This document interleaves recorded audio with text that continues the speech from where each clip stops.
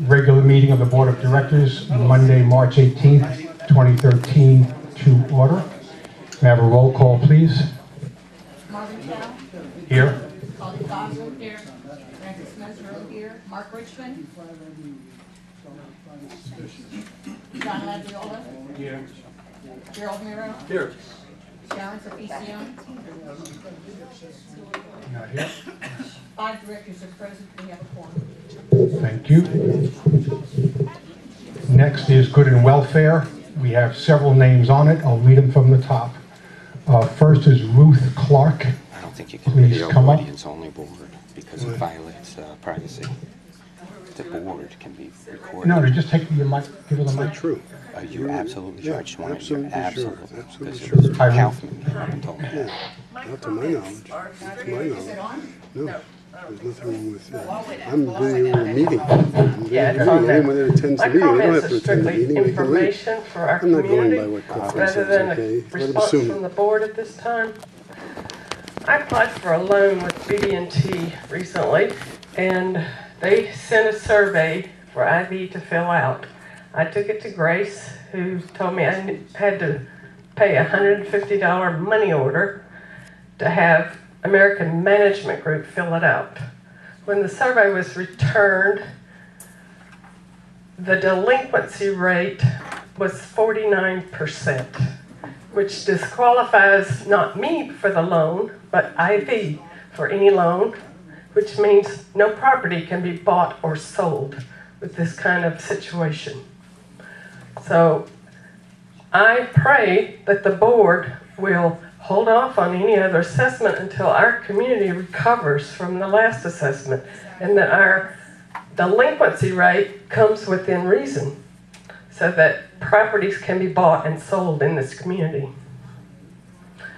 We will not be the jewel of Inverrary, we will be the joke of Inverrary if this continues.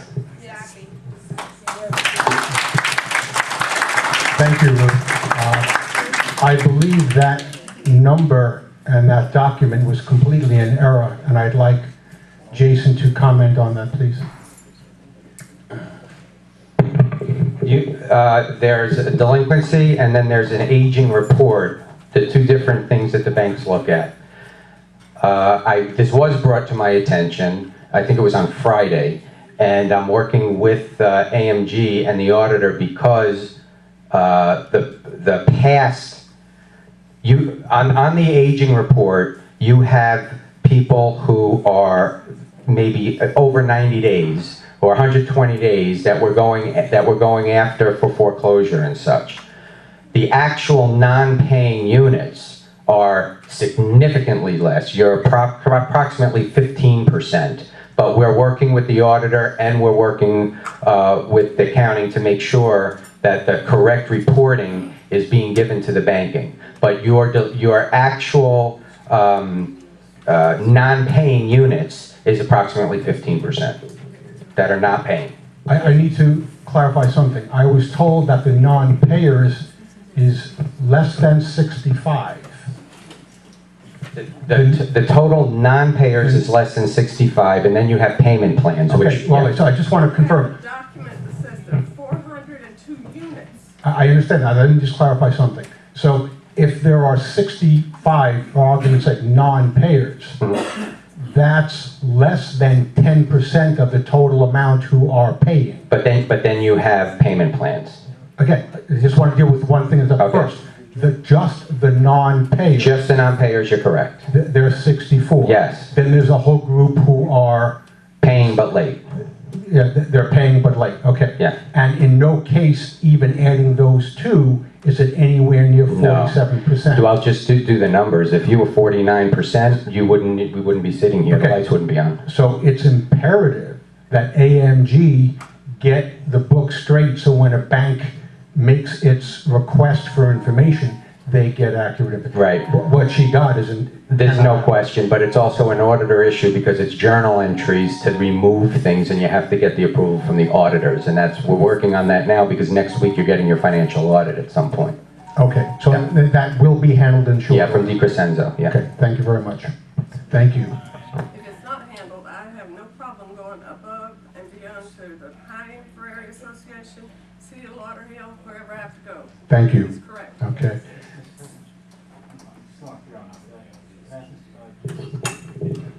Jason, I'm still not really clear on this. Where did this figure come from, 404, if it wasn't AMG that gave that report to the bank? Well, it comes from AMG because on your on your aging report, which is what they asked for, you have all these units that are in foreclosure or what have you. What do you mean aging report? Can we explain that? Aging report, an aging report is anything even current. Current, 30 days, 90 days, 120 and over 120. This is a report that's generated from the system. You have a lot of things that are in there that have to be journal entered out by the auditor.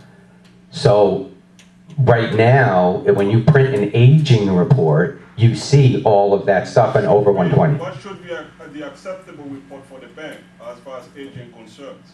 12%. What would they want to see? What time frame they consider when they give you a loan? They look at the whole. They look at the whole thing. But For how long? 90 days, 30 days, or for how long? well, they'll usually take out the current. They look. Oh, when you're going for a loan, they'll look over the 30 days, and then they typically will ask what the difference is, and that's where the auditor comes in to show them the documentation of the difference. Jason, a follow-up Yeah. question. So the aging report, that 404 unit figure, does that include the people that took that 1 year no interest loan? Would those people be considered the people that? Oh yes, that's in So there. that would be Yeah. adding to that number. Yeah, anybody who's on a payment plan, anybody everybody, anything that's over the actual report, it even includes current. So they have to remove that. I don't know how your bank worked it. That's not true. That's not a true statement. What's not a true statement? Low interest loan I took, and it's through a personal credit card through Fifth Third Bank, and it is not. Well, then it would, yeah, that, None of your business. okay, if you paid the assessment all up front, however you paid it, it wouldn't be on there. If you had a payment plan with the association, it would be on there. But if you did it on your own, it wouldn't be on there. Yeah. Well, what the board presented was an offer of a credit card, which I took. That wouldn't be on there because you paid it all up front, so it's not on there. But if there was a payment plan, maybe I misunderstood the question, if there's a payment plan over a year with the association, then it would show up there. You didn't do a payment plan, you paid it all off, yeah. Right, I don't want to owe you all anything. Right, I understand. But Jason, it sounds like what the bank wants is different from what you want to show them. So is there any way around that? If this lady wants a loan, can she get around that if the bank wants the information a certain way, and you have information that that doesn't support her getting a loan? It depends on the bank. Because some banks will ask for the detail and explanation and they back it out. Some banks do not. They just look at it and make their decision. It all depends on the bank. Well, he has asked for detail at this point. Okay. Which bank is it? BB&T. BB&T. Okay. Okay. I'll follow up with yours in particular afterwards. We'll talk on the second. Okay, thank you. Lisa Cockrum?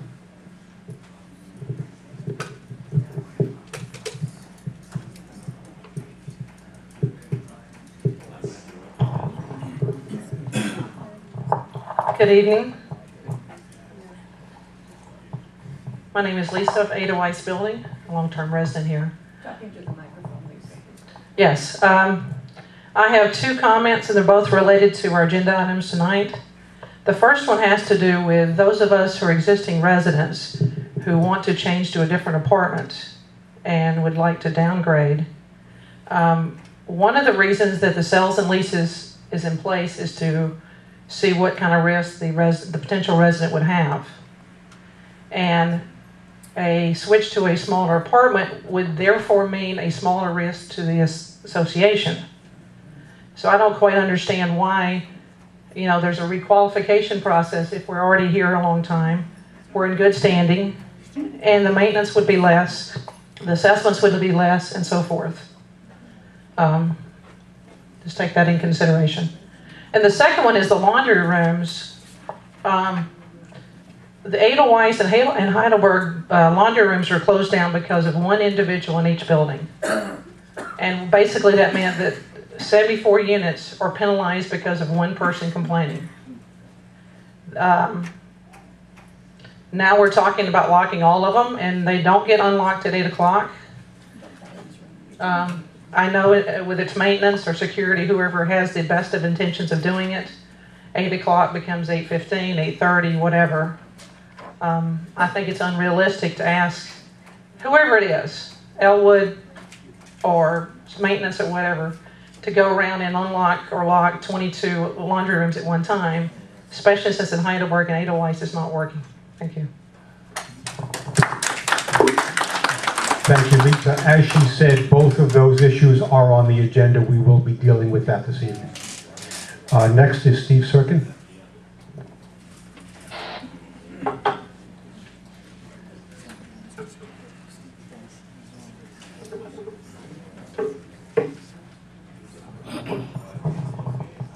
Someone went around today and posted flyers in all our mailrooms, and while I can't quote word for word what the flyers said, basically it was, come to the meeting tonight to express your opposition to whatever assessments or this or that. Now, I want to make it clear that nothing is permitted to be posted on our bulletin boards in the mailrooms that is not official association business. I understand a lot of residents don't know that, but board members should know better, and that should not be taken. I'm not implying that any board member had any involvement in that, but for future reference, we don't allow anything to be posted on our bulletin boards in the mailrooms. If anyone has anything they want posted, that's what this bulletin board is for, right out here by the indoor pool. And I want to add one comment regarding what Lisa said about the laundry rooms.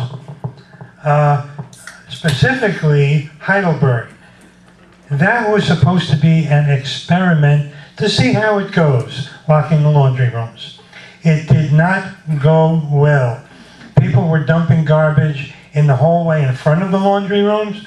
They were dumping garbage in other common areas, including the mail rooms, the back stairs, and whatever.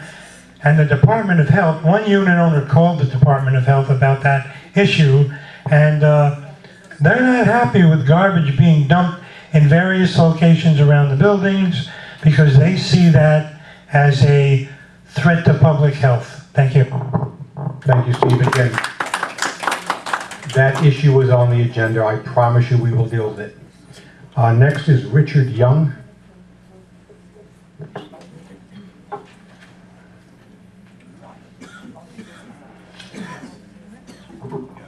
I'm Richard Young from Grenoble 2Q, and we had a committee meeting this week about the 40-year certification.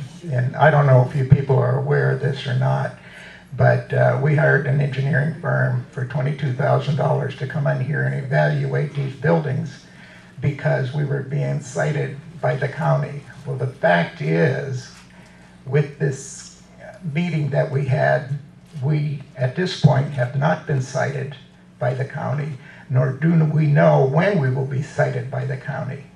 So I think we were led to believe that this was mandatory. And I was misled. I don't know about you people, but I was very upset at this meeting.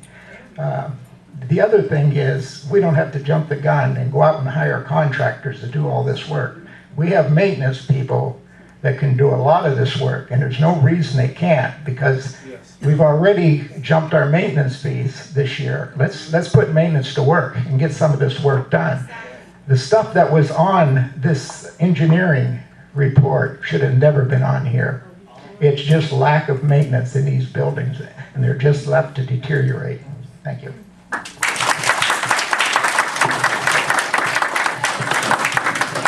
Thank you, Richard.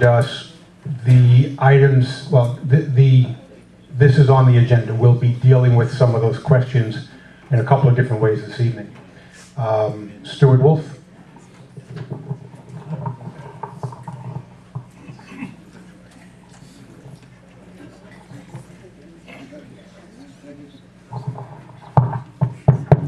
Hi, most of you know me. It's Stuart Wolf from Nottingham Apartment 2T.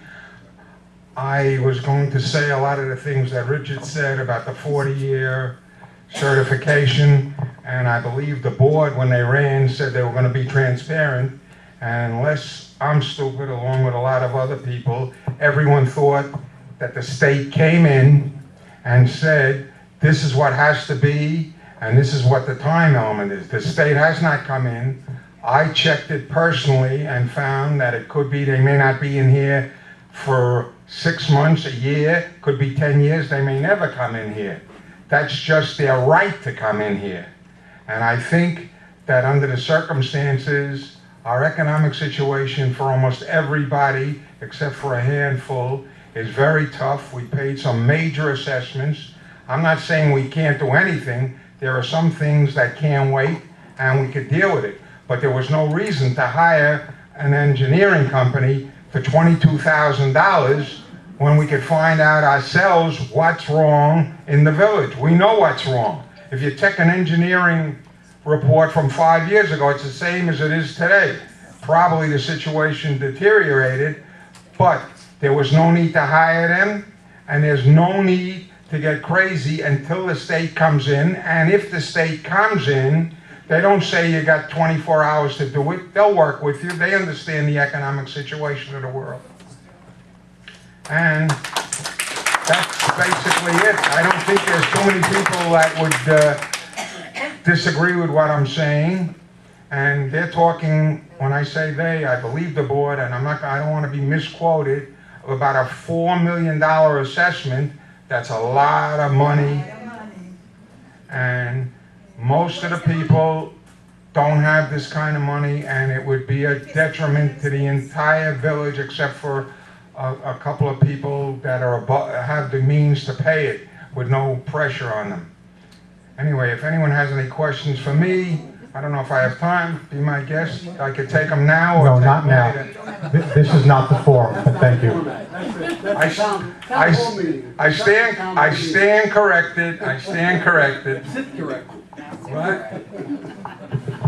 Thank you, Stuart. Is the money still in the United States? And again, this will be dealt with directly in a couple of places in the agenda tonight. I promise you.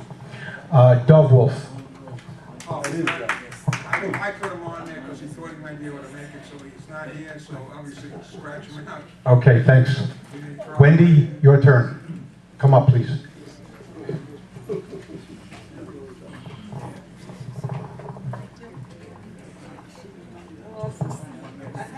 I have a list of questions here, but yes, Wendy from Zurich 1C.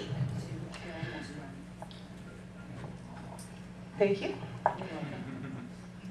I would like to go further a little bit more about the assessment, and that's the main question for now is, what is the money being used so far? What is being done? What is going to be done with the money that we were assessed? I mean, it's a lot of money that we're talking about, and I haven't seen anything on what the money is being used so far. Somebody please explain that. Another thing is the apartments. How many apartments have been sold so far? And how much money have we collect from them? Another thing is how much money from the delinquency we have collected. And if these people have received any notification of the delinquency, and if they were issued any fines.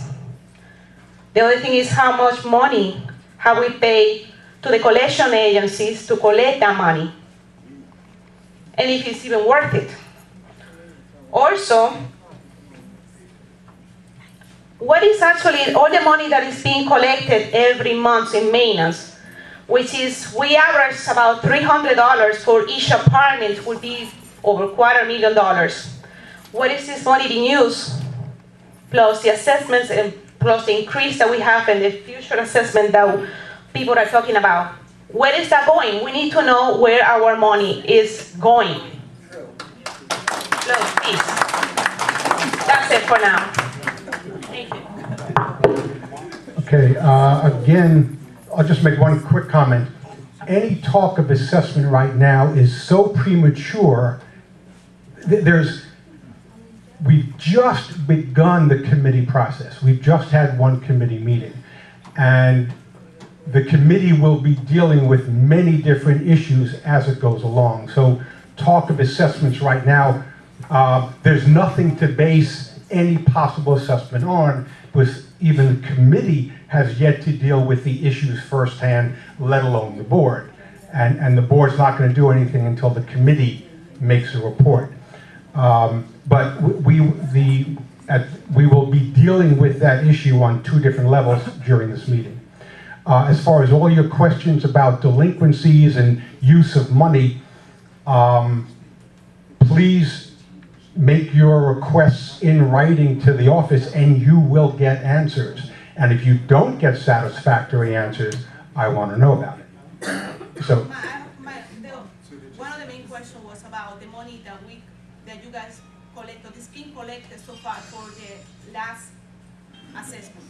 okay. The previous assessment. Any questions about accounting related, delinquencies, whatever, make them to the office, and I absolutely promise you, you will get accurate, good information. And if you don't get accurate, good information, I want to know about it. But you, We all want to see that. We all. okay, well, number one, this is good and welfare. This is not a situation where these numbers are at the top of my head or any. Jason is here. Well, this is a good and welfare item. This is basic. It's not an agenda item. If you want the information, ask the office, So you will we get ask it. you a question, but we cannot have an answer for it. That's what you're saying. It is not an agenda item. We're not dealing with it now. If you, What is the purpose Frank, of enough. questions, man? Enough. Thank you very much. Okay. Marvin? If I may. If you don't answer, what is the purpose of asking the questions? Frank, I'm going to answer your question because I had the same question and I went to Jason in advance, which you could have done, but I did do it because I was very interested from the last meeting, and I'm astounded. Okay, but the collections for 2012 were $316,000 against the legal fees of $178,000. If you can imagine that. And we were told at a meeting that it was about 4%. Well, 4%, it would mean we were collecting about $4,500,000. It would be 4% of about $178,000 in legal fees. So there is definitely something wrong, and it's been bothering me, and I have been talking about it, between the collection fees and the general counsel legal fees. We're talking about $400,000 almost to pay the attorney. So there's something wrong with that. There's absolutely something wrong with that, and it needs to be reviewed. It needs, those fees need to be checked, make sure there's no duplication. But it is mind-boggling to me that we can't find money for speed bumps for the kids around here. And I understand we're not going to do that because of the other numbers and other things, but we can spend almost $400,000 to a lawyer. I'm only talking about one lawyer, that's all. And each time I bring it up, I'm told what a small lawyer he is. You know, so that's mind-boggling. But that is a number that I got from Jason, so it's not my number. And I've been looking for it for months, and I finally got the whole picture today. Okay, next is Joan. No, Joan.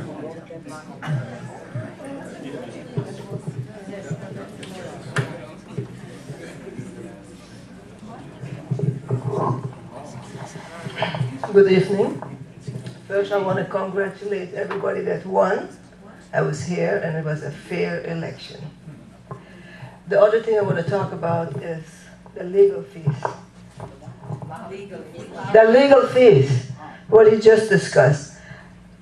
I don't understand. I think there's somebody, and I'm not going to call name, is fighting with some other person here, and it's our money is being used to fight a fight that has to stop, because I am tired of paying money to lawyers that they never win. Anyway, that's it. Thank you. Frank, your turn.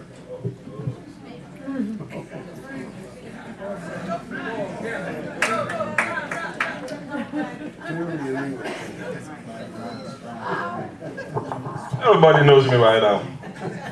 All right, I have a question for Marvin. Maybe he can answer too. How many committee does Charlie sit on? And why? I'm coming for the why. Just give me all your questions so we can deal with it. No, you ask your question, you answer it, I have other questions. You're supposed to just present your good and welfare issues, sir. We want to know. I want to know how many. As far as I know, he's on 2 committees. Okay. Why Charlie sits on 2 committees? Why I'll ask? I beg to be in 1 committee and I've been refused all the time. So I asked to be on the building committee. I've been denied, refused. My question so is it because I'm black or I'm Haitian? It is a valid question. Okay. What qualifies Charlie doesn't qualify me. Do you have any other questions? Answer. I can deal with that question along with management privately. I'm not going to deal with that.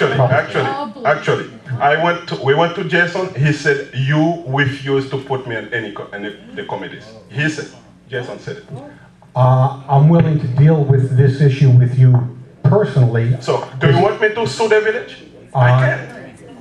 I can for discrimination, I can. And I will win. I will win. I am very happy to deal with this situation with you personally. Be a man, answer the question.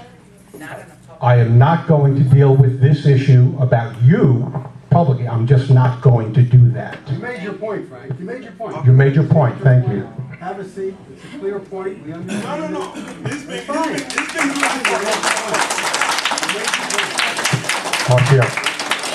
You're up. We need more legal fees here, Frank. Yeah, before I have to sue them. Good afternoon, my name is Marcio Jaspan from Bordeaux 2W, and I personally don't care about being politically correct. So my question is the screening process for the renters. I'm not satisfied with how good the screening has been, and I see a big decline. I didn't hear you at all. He said he's not, on some level, he's not satisfied with the screening process. I invite you to come to the office and speak to management. Hopefully they'll clarify whatever questions you have. If whatever response they give you is not satisfactory, then come to the board. But you should be able to get satisfactory response from the office. Thanks. Marvin, may I for just one quick, brief moment? This is an open committee, correct? When there's a meeting? Yes. When you have your sales and leasing committee, anyone is welcome to come. Yeah, so just so that you're aware, you can come to the office and ask whatever questions. I don't have anything here right now, but you're certainly, when they post the meeting, that means anybody is allowed to come and sit and watch the process. Okay, so then, like Marvin said, you can stop by the office with whatever questions, and we'll pull out whatever you need. And Mr. Kwan. Oh, yes.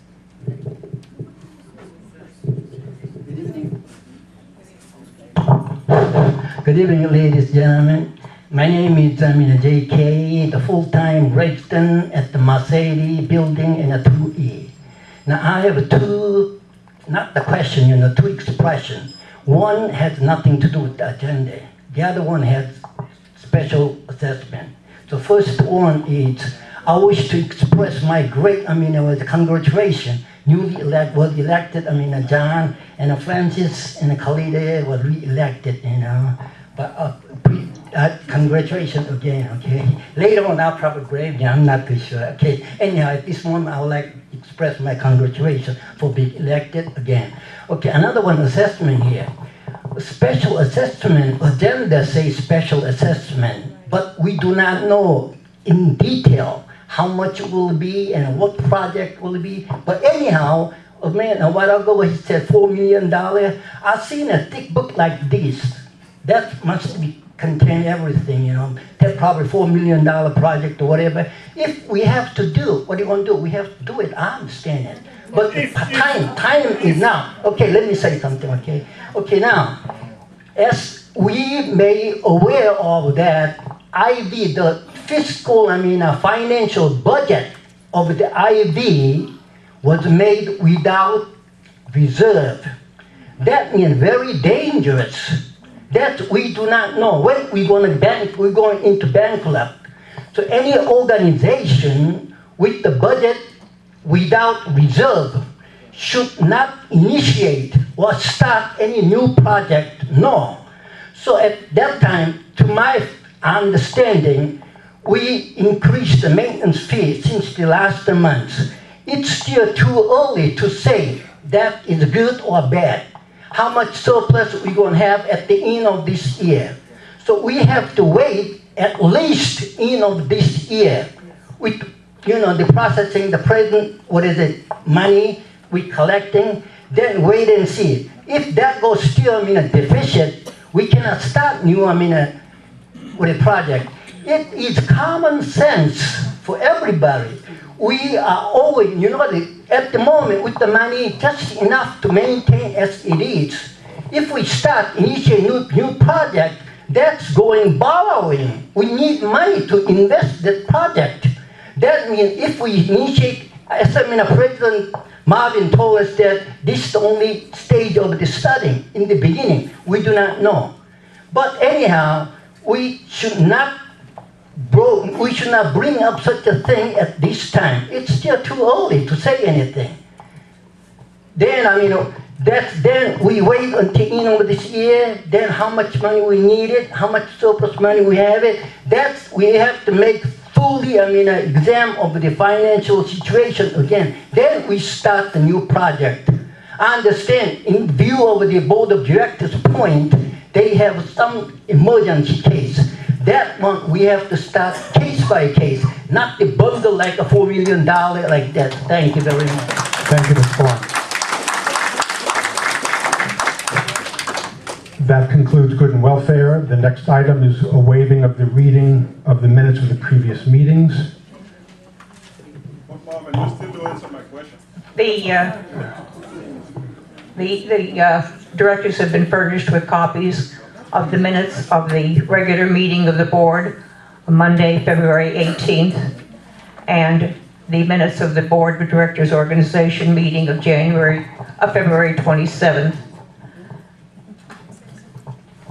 May we have a motion to waive the reading of the minutes and approve them as presented? Yeah. May I have a motion for the waiving of the reading of the minutes for February 18th? I'll make a motion to waive the minutes of the meeting of February 18th and February 27th. As presented. And do I have a second? Second by John. Are there any objections? Passed by all. Thank you. Mr. President, before you get to your message, in view of the parent interest, in view of the fact that we have a lot of people here apparently to speak about the issue of the special projects, I'd like to make a motion to move item 13 immediately after the manager's report, or after the sales and lease committee report. I didn't get that at all. John is moving to reorganize the list to move project number 13 before, which one, number 9? Right after 8, yeah, before 9. Is there a second to rearrange? I'll second Is there a reason for this? I don't understand. What is the purpose of this? Francis, the reason is we apparently have a lot of people here who want to talk about that topic. It's already been brought up, so let's give people a chance to finish fleshing out that issue and voice their concerns so we can hear what it is they have to say. There's a motion to move the item from number 13 to number 9.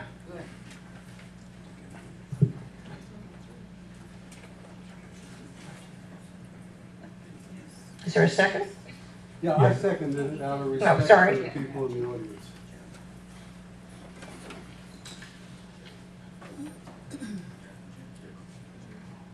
Call the roll. Any objections? I'll call the roll. Wait, any objections? No objections. Okay. Next is the President's message. First, I want to thank you all for coming down to attend. This is one of the best attended meetings so far. I'd like to briefly talk about a few recent events. First, I just confirmed that the number of non-paying units is below 65. It's the lowest it's been since accurate records have been available. The second happened yesterday when I was in the pool. There were a group of kids playing and they were talking in Italian. A young family on the pool deck were talking in Russian. Another group were conversing in a language that I'm a bit embarrassed to admit that I did not even identify. Earlier, I heard people talking in German and in Spanish, and I've often heard conversations in French. The first event shows me that the measures taken by the association over the last year have been effective. We have more paying units, we have more units paying their way, and the financial health of the village is the best it's been in years. As you will hear shortly, we have had the second straight month of operational positive cash flow. Equally important, the indicators point toward continued improvement. The second event shows me that we are attracting a diverse group of middle-class residents truly representative of our name, International Village. This is also a good sign of the increasing health of our community. Another important event was the meeting of the 2013 Projects Committee. This was the first of what I'm sure will be a series of meetings of the committee and of other concerned unit owners. We're just at the very beginning. The core of the committee's focus is the engineering report, often called the 40-year certification or the 40-year recertification. We had a special guest who explained the 40-year certification process from the perspective of city government. As to be expected in any fact-finding effort, many questions came up after hearing from the city representative.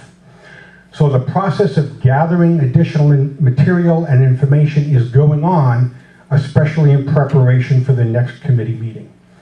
I was also gratified to see the highest level of unit owner participation in a committee proceeding that I've ever seen since I moved here. By almost any measure, our community is moving in a great direction. We have a major challenge to deal with this year, the anticipated projects, and of course there are the continuing issues any community of 1,600 people has to deal with. But we have a capable management team and a group of directors who I believe are unified in their commitment to our village. So we're doing well, and I think we're going in a good direction. And thanks again for coming down to the meeting.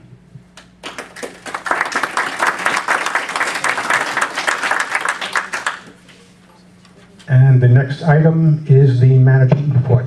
Mr. Levy. Good evening. Okay, as we've heard already from from a financial standpoint, Mark is unable to be here, so he did ask that I convey this out to the folks here in the meeting, that the revenue that was collected in February was $271,500, where our operating expenses was $261,829, which meant that we had a positive cash flow of $9,671. So for the first 2 months of the year, we are on target of where we need to be. And I know that it has been very difficult, and I understand the with having the maintenance increase, but this is the result of having the maintenance increase. You're not having the deficits that you were having. The balance of the funds for our 2012 special assessment is $362,139, which is in an account for that. Remember, $260,000 was for down payments of any projects that we had. We are actively collecting, which I'll get further down in the report. The reason why we have that money is because of the efforts of a collection agency, which is costing us zero from this point forward. It costs nothing, because I know everybody is concerned about that. The collections for the village, any money that we receive in, we don't pay $1 for it being collected right now. Items in progress are being completed. The indoor pool sauna we've been working on, if people have noticed. This will be complete, we're hoping, within the next week. I believe everybody who does walk by can see the job that had to be done in there, and it's looking very, very nice. So thank you to Alberto and everyone who's working on that. The water conservation project, we're finished. It is proving to save approximately $6,000 per month when we look at it for the year, because of what we're paying out right now, and we have a few units here and there that we still need to get into, but for the most part, we're on target to hit those numbers, the aggressive numbers for the water, once again this month. For the elections, your 2013 Board of Directors went very smoothly. All results and tabulations and paperwork are available in the office. They also have been posted, but if anybody wishes to question or see anything, feel free to stop by the office. We continue with security to retrain employees, continue the training process with the rovers, with the gates. We continue to hold operational meetings, and we do appreciate, we still have every day people coming in and letting us know areas of where we can improve, or reporting violations, which is very important because you are the eyes and ears of the association, so we do appreciate that. The maintenance department continues to maintain the exteriors, the landscaping, parking, walkways, the roof cleanup, the gutters. They're on a preventative maintenance program now for snaking drains from the stacks on top of the buildings, from the roof, as well as the gutters to from the roofs, and the roof drainage systems. So we will continue to move throughout the village on the buildings as each month goes by, which also, some of these things, as will be mentioned in the projects item of the agenda, are on that report, which are being addressed by our maintenance team as we're going through.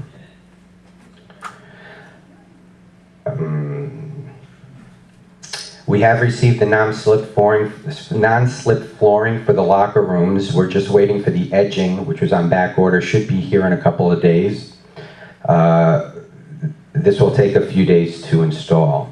We have removed the rotting planters from the front entrance along Inverary Drive and replaced it with grass to enhance the entrance because they were rotted out.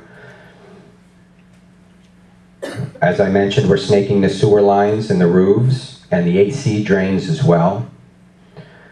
All of the employees are aware that there's a policy that prohibits employees to perform private work for residents on company time, which also has been brought to the attention. We are actively pursuing this and to do what we can to ensure that that is not happening. We do urge residents to report to the office if they see this happening so that we can address it. We are working very closely with the auditor right now so that we can finalize the 2012 year-end financial audit, which we're hoping to be completed by next week. And you can, once again, I say this every meeting, log on to the website, and then you can see once that happens, it will be up there as well as being inside the office. Collections and foreclosures. Alliance is aggressively calling and collecting money from the delinquent unit owners.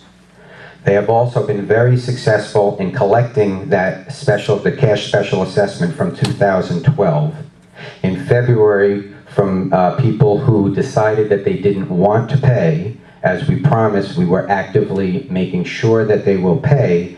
They've collected over $17,000 just for that, which is why you see the balance that you see inside that special assessment account, which will remain there and is not being spent until we figure out anything that we need to do here through committee or what have you. We are moving forward on more than 40 foreclosures where liens have been placed. We've taken actual ownership of 2 units in the association as the option of, which we have the option of selling, and we have a total of 3 titled units where we are collecting rent from until the bank forecloses. We have garnished rents as well. Once we, I'm sorry? How much what? I don't have the number here of the dollar amount, but you can request it and I'll send it out to you. But what I do have is that we have garnished approximately 14 units, and we do an average of maybe anywhere between $700 to $800 a month. Anywhere between $700 and $850 a month. We're collecting per unit, yes, and we have 14 of those from renters who are delinquent.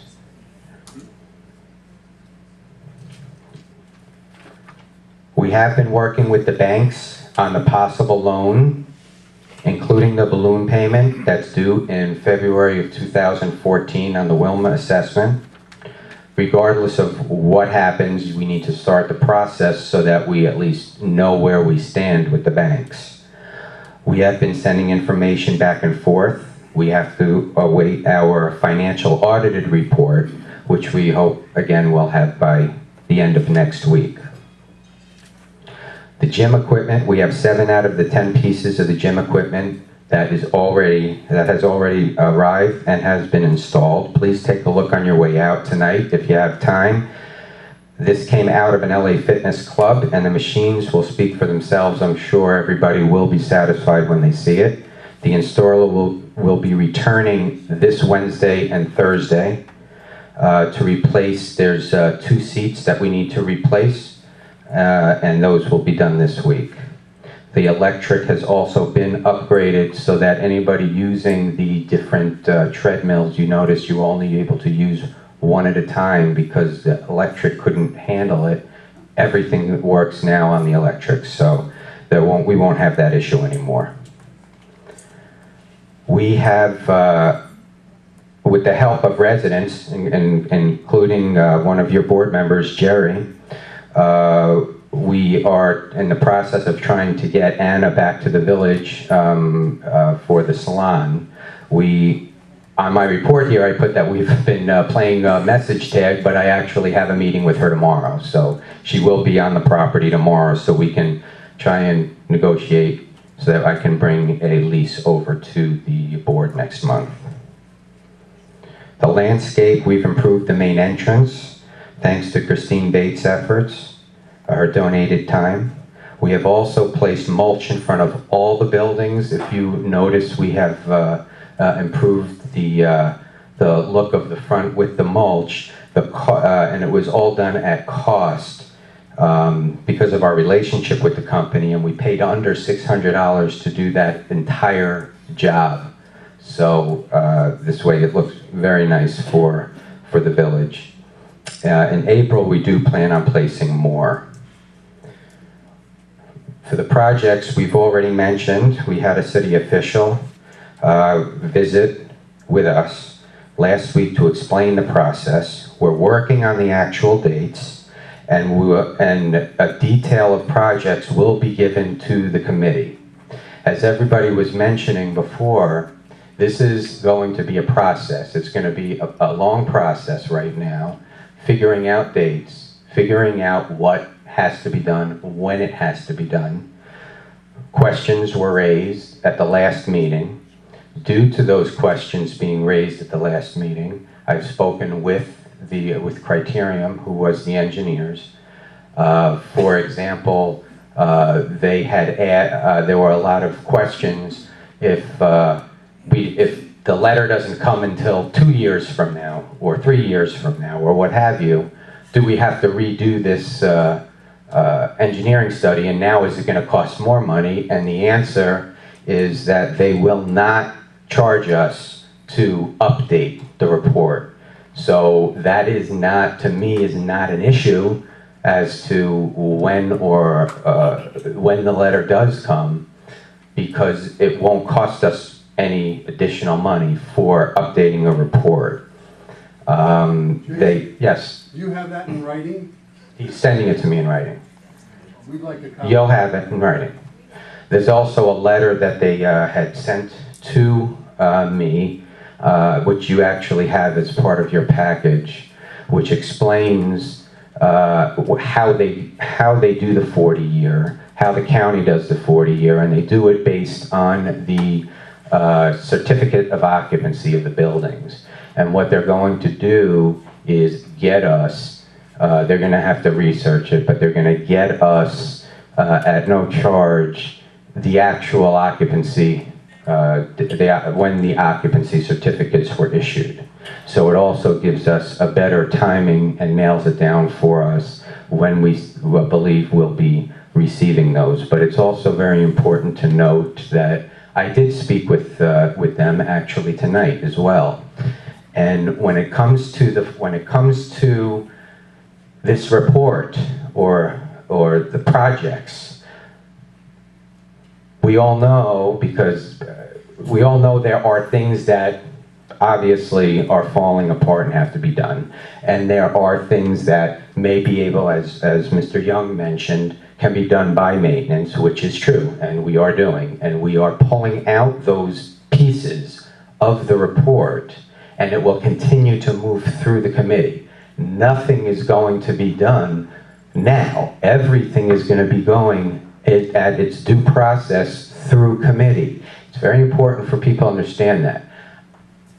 It's scary to look at this report, and it's scary to hear what is going on with the report and 40-year and projects and what it means to us financially, but the important thing is nothing is being done right now. It needs to move through. We're at a very early stage of this. There are going to be a lot of questions. We're going to ask the right people, and we're going to get the right answers, and we're going to do it the proper way. But the board has a fiduciary, and the management company has a fiduciary responsibility to International Village for safety issues. It's mandated by the state, by the city, regardless of a 40-year. Correct, Mr. Young? It's mandated. We have to maintain, it is our obligation to maintain a safe environment. And as it moves through the committee, they will look at all of the details and decide, along with help from the audience, so to speak, of what needs to be done now, what can be pushed on to next year, or what have you.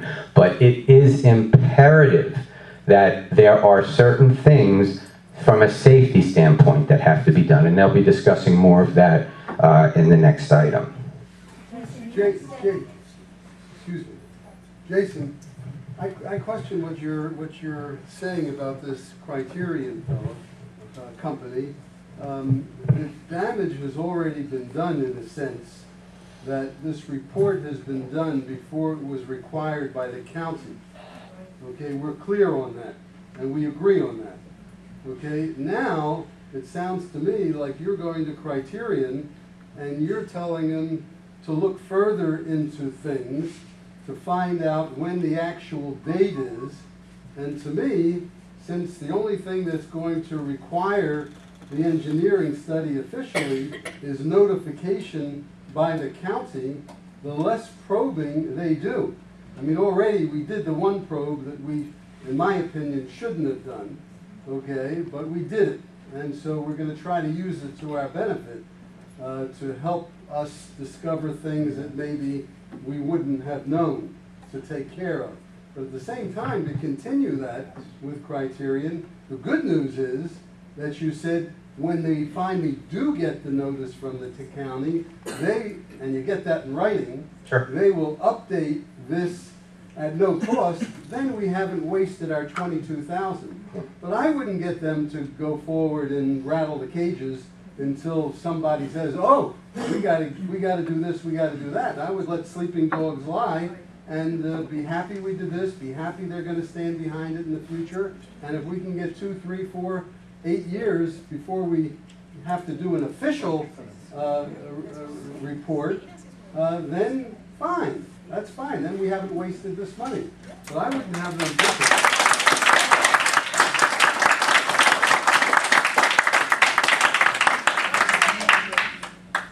There are a few things I'll say about that. Number one, when you say that we didn't have to do a report, I do disagree with that.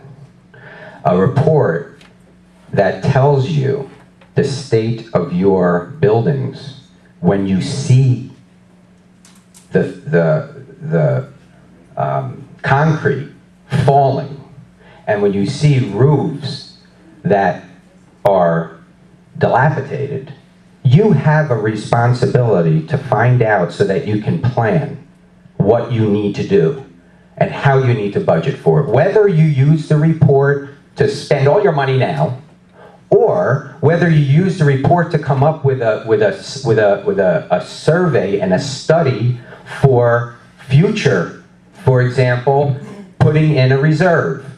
You need to know what this is going to cost so that you can amortize it if you're going to do a partially funded reserve. And you have to have an engineer's report for that. You have to have a site report for that. You have to have a property report for that. Are you saying that if we need a roof, if we find that a roof is leaking, and so we know that a roof is a problem because it's leaking, we can't have a roof replaced without an engineering report? We have to get an engineering report before we have any work. If we see a building where things are falling down, we can't get 3 contractors to come in and tell us how much that's going to cost. We have to first get an engineering report? Is that what you're telling me? Well, what I'm telling you is when you see the dates that the buildings were built between 71 and 74, you already know that you have a 40-year process in this state. Hold on one second. You have a 40-year recertification process in this state. It comes up and you have to do it. So when the city, I'm sorry. So when you are coming up with your plan, and you know that you're going to have to do this because when you get the letter, that you have 90 days to give this report, it is the prudent thing to do. Jason, yeah. I think you're missing my point, okay? Since this place was built in 71, 72, it was originally as a rental unit, then it was done as a condo, and things were done to put it in that position. That's why in this report it says the date of 1980, not 1972. And then later we had a hurricane, actually 2 hurricanes. We had Wilma and we had Pegasus. okay? And we put money, we borrowed $8 million. $7 million from Wachovia and $1 million from the SBA. We did work. We got a settlement from the insurance company. First $500,000 from Citizens, and then eventually another couple $1 million. That money, all that money, most of that money, went into fixing up our place. So it's not that we've been sitting around doing nothing in that, whether you figure it's 30 years or 40 years, we've been doing things all along and putting big bucks. We're still paying assessments on that stuff. So don't make it sound that since 1971, 1972, we haven't done anything. Oh, that's not what I meant. I'm sorry if it came across that way. What I'm saying is when you know that that you have a 40-year certification that is going to be impending upon you, and you're trying to figure out what you need to do and plan it, you need an engineer's report. Jason, that's what I'm saying. Jason, without, and this is no disrespect, okay, and believe me, after what we had in the past, I really appreciate having your company and you around, okay? But at the same time, I don't think most of us, I don't think any of us probably would know about this 40-year certification. And that's fine as far as I'm concerned. The only time we need to know about it is when we're cited. And then we go about, they give 90 days and they give 180 days and they give you time to get things in order, in my opinion. Yes, Mark? I'm going to give you a different point of view on that. There's a couple of different issues. One, just as far as I'm concerned, is a typo. That 1980 date in the report, as was taken from the only public records available at the time that the inspection was ordered. A little later on, in fact, I'll read, you have that letter and I'm going to read it for all your benefit. A 40-year recertification process is begun based on when a structure got its certificate of occupancy. The 1980 date happens to be when this place was incorporated. Has nothing to do with the certificate of occupancy. So the 40-year process for these series of structures started 1971, 1972. It was the decision of this board of directors many months ago, back in 2012, to act proactively in anticipation of, we knew that at some point in the not too distant future, we were going to get this citation from the city saying, you have to do a 40-year certification. I remember being told at the time, and reminded again recently, that once that letter goes out, 2 timelines begin simultaneously. Timeline number 1, we have 90 days to get the report. Timeline number 2, we have 6 months to get it done. Now, so let's say a place waited for the entire 90 days to get the report, then they only have technically 90 days to get it all done. And something as big as this obviously cannot be done in 90 days. There are ways to extend that time and negotiate with the city. For example, once the report is done and the condo association decides we're going to do this, so we're going to use this contractor and that contractor and get all these things in line. Once all the permits are pulled, then the association may be in a position to extend the time at which to complete. So, as far as I'm concerned, and the reason I remember the board doing this last year is, if we are proactive and start the planning process early, we're in a much better position to get better contracts and more advantageous contracts for the association. That's why I know I approved getting the engineering report early, so we can be in a better position to make better decisions as things go along. That's, as far as I'm concerned, why we did what we did when we did. Let me ask you, and all the board members that were voting for that at the time, question, a simple question, okay? Did you know, did Francis know, did Colette know, did Mark know, did Charles know, did you know that when you voted for that engineering study, that it was not a requirement until you were noticed by the council? Yes. That's my question. Yes. You knew that? Yeah, Yes. You knew because that. we never said otherwise. It was always said in the discussions that we had not been noticed by the county, so we knew that. I mean, let me read from the minutes of that meeting. Can I ask you to hold off for a second? Can he complete his management report? Because we're going to be dealing with this basically in a couple of agenda items. and can I say something real quick?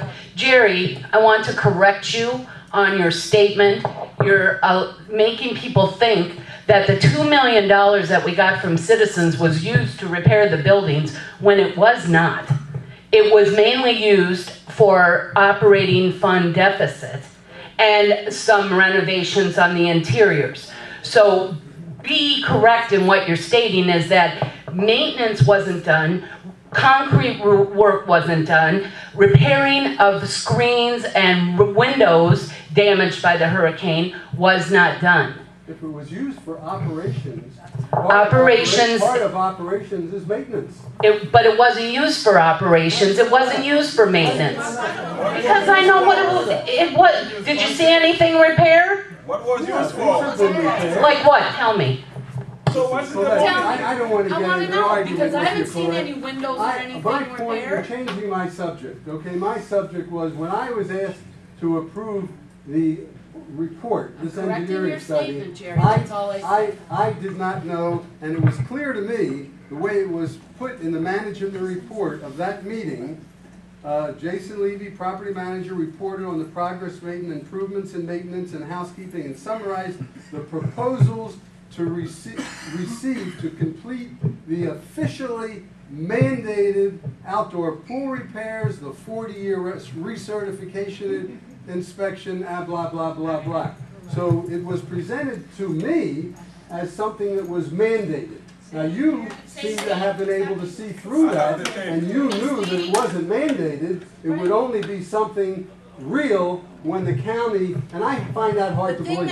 I find that hard to believe. The thing that was mandated in what you read was the pool. We had already had red tagged and we were required by the county to correct the pool. I understand that. The other discussions we had, at no time do I remember did it ever say that the county had told us we needed this certification.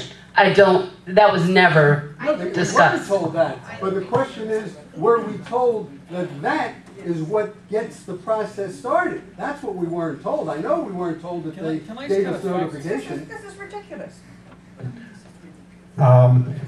At this point, arguing this back and forth is not going to accomplish anything during the management report. I'd like to at least complete the management report and deal with this at some point when we get to projects. Is that okay, Jerry? That's, Marvin, you're the president, whatever you like. But John did say in that meeting, okay, it says, vote on mandatory 40-year engineering study for certification. What more proof do you need? But we'll talk about it later. Fine, thank you. Please continue. Okay, wait, we have an announcement on a car from him. Sorry, there's a resident who's driving a silver Nissan Frontier, tag number SS Rider. There's a resident who's trying to get to work. Can you please move your vehicle, please? Thank you. The projects committee that met last week, that was one of the most important meetings that we've ever had here. And John sent me an email with a link to a video of the entire meeting. There's no reason that link cannot be posted on our association website so everyone can watch the meeting.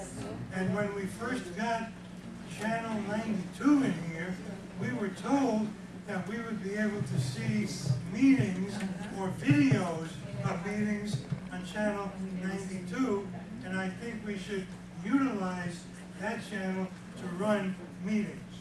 And thank you, John, for sending that out. Thank you, Steve. Jason? Well, regarding putting it on the website, yeah, I'll speak with our web people and see that we can put it on there, and we can put a link on there. If you could just finish with your report, please. Okay. Okay, there's only 3 quick items here. The painter's golf cart is now dead. We have been able to get replacement from our preferred pre-approved rate, which was discussed in 2 prior board meetings, and that is on the agenda for approval. We have a payment plan that also needs to be approved because of a board resolution. Anything over 24 months, this is 31-month payback. And we have an ADA door on the rear of the Marseille for a disabled person, and that will be on the agenda as well. Yes? Jason, I got a question for you on our income, collected revenue, and the fact that we have a surplus. Does that include the collections and the rentals from the units taken over by the association, or is that strictly an overage from maintenance that's collected? No, that includes, the only thing that would not include is special assessment. So anything collected, what I mentioned that you had 17,000 collected from the 2012 special assessment, we don't count that because it's not money we use. It's money that goes into the special assessment account. Oh, the collections are strictly from special assessment? No, just that one particular collection number that I had mentioned. Well, the $17,000 you mentioned, Is is that partially special assessment? that is all special assessment from 2012. Well, that is all special? Yes. So that just goes... So that does not, I don't count that as income. I can't, because I can't use it against expenses. That goes into the special assessment? Yes, and not used. That pays down the mortgage? Oh, okay, you're talking about the cash special assessment from 2012 for the cash infusion, the one that you did in October, yeah, that from people who said they weren't going to pay after Alliance started calling, they paid. And that doesn't get included in your operating income. No, it can't. Directly to the special... Yes, I do not count that money. Oh, and what about the income from the 14 units that you said? That does count as income. That does count? Yes. Yes. Yes, John, before you conclude, you hired 2 new securities. I would like to have an explanation of that. I believe one of them carries a weapon. So why... Not now. We don't have any. We had for the, I believe it was the election, or one of the meetings, we had a situation with somebody, so we just had somebody there for 4 hours, but that was it. We don't have any armed guards here. I saw a guy in uniform many times in the security gate. In uniform. Well, in uniform, but they're not carrying a gun.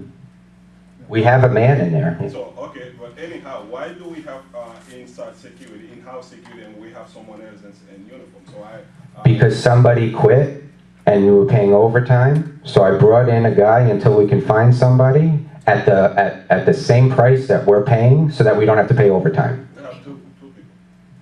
It's the same thing. When you let somebody go because they, for whatever reason, you let them go, or somebody quits, you have overtime because you need to cover the shift. So instead of paying overtime until we find somebody permanent, we bring in somebody at the same price that we're paying on a salary, so that we don't have the overtime. But my question is, how can you contract? So I believe you would contract with the parent company of this particular security guard. Now, Say again? I think you would have to contract with the parent company of this particular security guard, because you cannot contract a security guard in uniform, because he carries uniform of a company. I need to interrupt. If you have a question about a specific security thing, Man, I don't get it. We cannot talk of anything. What's wrong with you? This is not on the agenda, and we have Frank, we have a very long list. I don't mind. Okay, I have questions. Okay, look at me. And it's not on the agenda.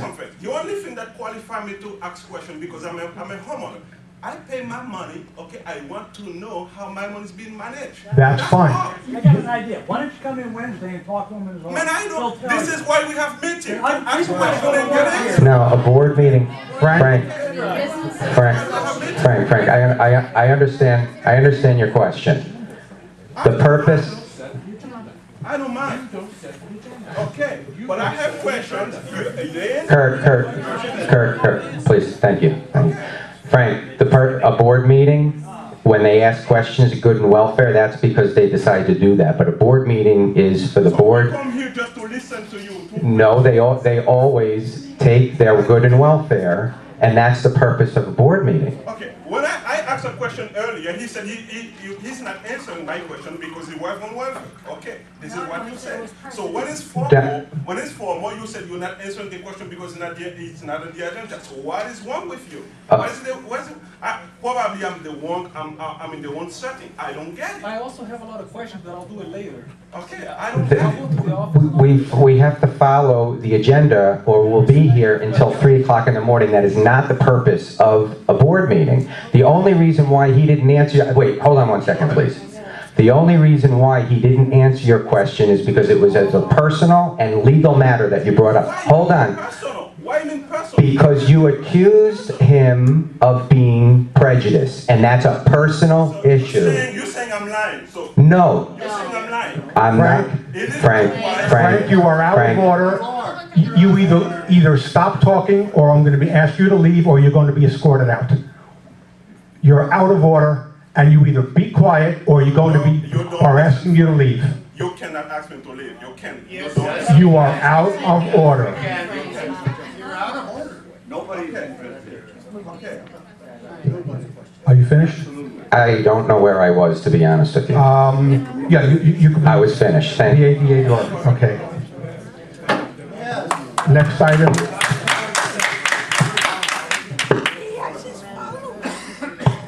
Next item is the Sales and Leasing Committee report. The committee met 3 times since the last meeting of the board.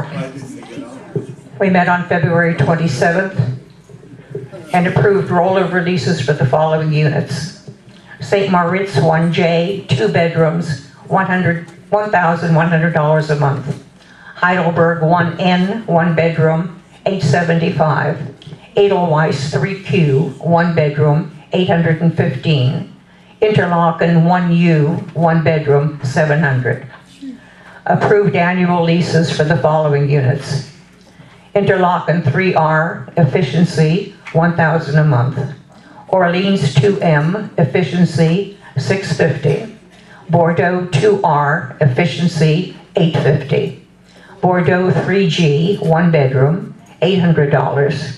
Heidelberg 2G, 1 bedroom, $800. Bordeaux 1R, an efficiency unit, $650. Orleans 3T, 2 bedroom unit for $1,100. Edelweiss 3I, a 1 bedroom unit for $875. And approved the following sales. Heidelberg 3G, 1 bedroom unit for $28,000, no estoppel. Marseille 2S, 1 bedroom, $40,000, no estoppel. Marseille 1K, 1 bedroom unit for $52,000. Special assessment recovery will be $5,018.64. Bordeaux 1G, 2 bedroom unit, $48,000, no estoppel. St. Moritz 2A, 1 bedroom unit, $42,000, no estoppel. I have an error here on my report. The Bordeaux 1G is a 1 bedroom unit and not a 2 bedroom unit for $48,000. On March 13th, the committee met again and approved the following rollover leases. Interlaken 1L, 2 bedrooms, $1,050. Orleans 1C, 1 bedroom, $775. Grenoble 1L, 2 bedroom, $975. Marseille 3S, 1 bedroom unit, $700. Nottingham 2R, an efficiency, for $700. Marseille 3H, 2 bedroom unit, for $1,100. Orleans 2O, 1 bedroom unit, $750. Marseille 3L, 2 bedroom unit, $1,000. Heidelberg 1I, 1 bedroom, $900. Grenoble 3Q, 1 bedroom unit, $775. We approved annual leases for the following units. Interlaken 1C, a 1 bedroom unit for $800 a month. Marseille 2D, 1 bedroom unit for $750. Yorkshire 2R, an efficiency, for $750. Marseille 2R, an efficiency, $850. Zurich 3F, 1 bedroom unit, $800. We approved the following sales. St. Moritz 1F, 1 bedroom unit for $48,000, no estoppel. Bordeaux 3C, a 1 bedroom unit for $38,000 and no estoppel. Zurich 3C, a 1 bedroom unit for $37,500. Special assessment recovered was $5,147.74. St. Moritz 1V, a 2 bedroom unit for $90,000, no estoppel. Yorkshire 1F, a 1 bedroom unit for $42,000, no estoppel. We disapproved an application for sale of Grenoble 1V, a 2 bedroom unit. We approved a permanent occupancy application for Heidelberg 1S.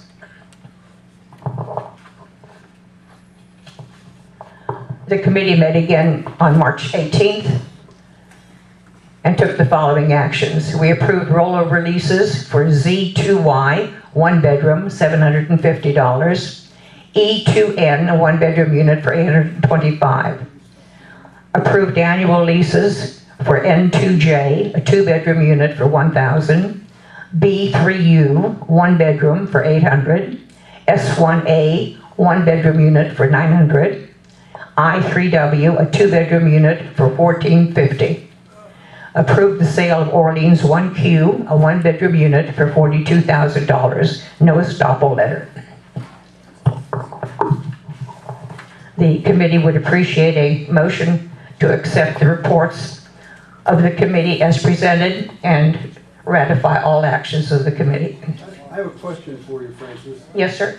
On the meeting March 13th, you said Zurich 3C was sold, the 1 bedroom, for $37,500. Special assessment recovered $51,47.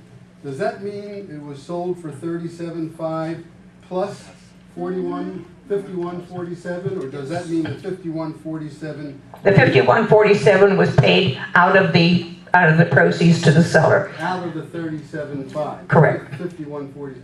So, okay, so it was really sold for $37,500 less $51,47. Not really. It was sold for $37,500, and $5,000 of it was special assessment. All right, it's in the $37,500. Thank you.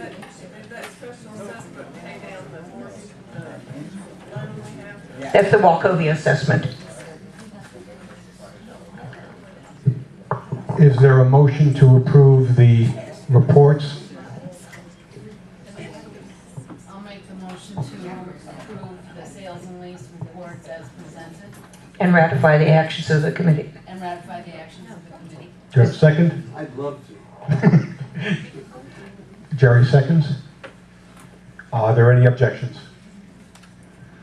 Unanimous. Next is the item called projects. This agenda item is for discussion of the minutes of the first committee meeting, which are included in your package. However, we talked about a letter from Criterion that was received earlier, and I wanted to read it into the record so there's more complete understanding of what's going on. Did you say the minutes of the meeting, the project committee meeting? Yes, Here? yes. It's behind the other minutes. the last page of the board minutes. Okay, thank you. This was a letter sent to Mr. Levy from Douglas Mercado, president of Criterion. Mr. Levy, we understand that there is some confusion as to the date in determining the requirement for the 40th year recertification. The date listed in our reports, 1980, is from the Broward County Property Appraiser's Office, Public Records. During our initial inspection, according to management and other information provided by unit owners, the building structures were built prior to this conversion sometime in 1971 or 1972, which would be the year listed for the Certificate of Occupancy, CO. The building department, he's referring to the City of Lauderhill Building Department, will use the CO in determining when the buildings will need to have inspections performed in order to comply with 40th year requirements. This date must be provided by the city. Since this date was quite some time ago, a records search will need to be requested and paid for through the city in order to determine the actual CO date. According to the Broward County website, this request can be performed as follows, quote, records prior to 1978 are not yet computerized and can be accessed in only two ways, by coming to our office or by written request. Please let us know if you would like to send a building representative to do the record search, if you would like to send a written request, or if you would prefer, we can send one of our assistants to do the records search. If we do send one of our assistants, we will need to charge a fee for the service. We previously sent a records search proposal due to no plans being available at the site. Please let us know how you wish to proceed. We would just advise that they will perform the service at no charge, correct? Okay, so just to clarify, the date in the engineering report was the only date available from public records, and as he states here, the date that building departments use to establish a 40th year requirement is based on construction or certificate of occupancy. So, open for discussions. Yes? Why do we need that date? Why do we need that date? We meaning the association? Yeah, why do we need that date? That's something that the city or the county has to make itself aware, and when they decide that whatever that date that they pick, if they want to issue a notification that we need an engineering study, then they're going to do that. Why are we pushing the issue? You don't have to. It was requested by the community that if all you, wait, I have no gain in this. I'm just trying to facilitate your property to be safely sound, and if you choose not to do what you want to do, then that's what you choose, and that's what the board chooses. I'm going to answer your question. What was your question? Why okay. Why don't we just okay, no problem.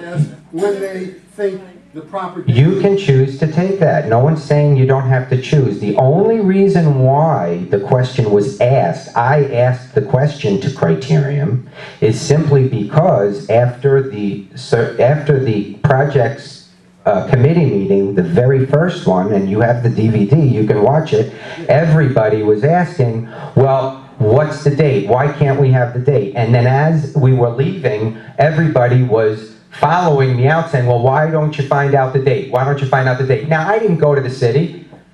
Criterion isn't going to the city unless we ask them. I asked the question so I can bring you the answer that you asked me last week.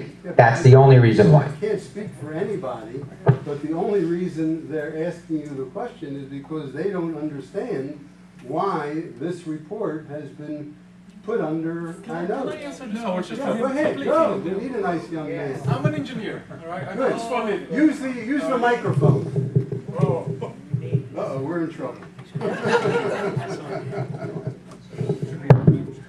Hi, okay. I'm an engineer, I do this for a living. The way it works is you will need the 40-year certification, period. All right? If it is this month, next month, 6 months, you're gonna have to do it. And it's 90 days requirement to turn in that book after they get the letter. Let me explain you how this works. Whatever is written in this book, you're gonna have to hire a contractor to get it done.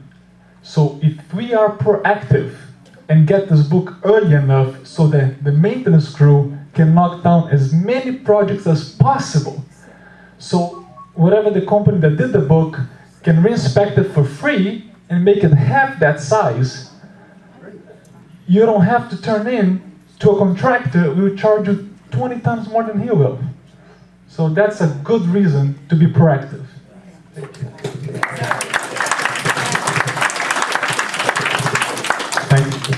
Thank you. Any other board discussion on this? Thank you, and appreciate the explanation from our resident engineer, which I would ask if you could volunteer your services to the committee, if that's amenable to Marvin. Yes, please.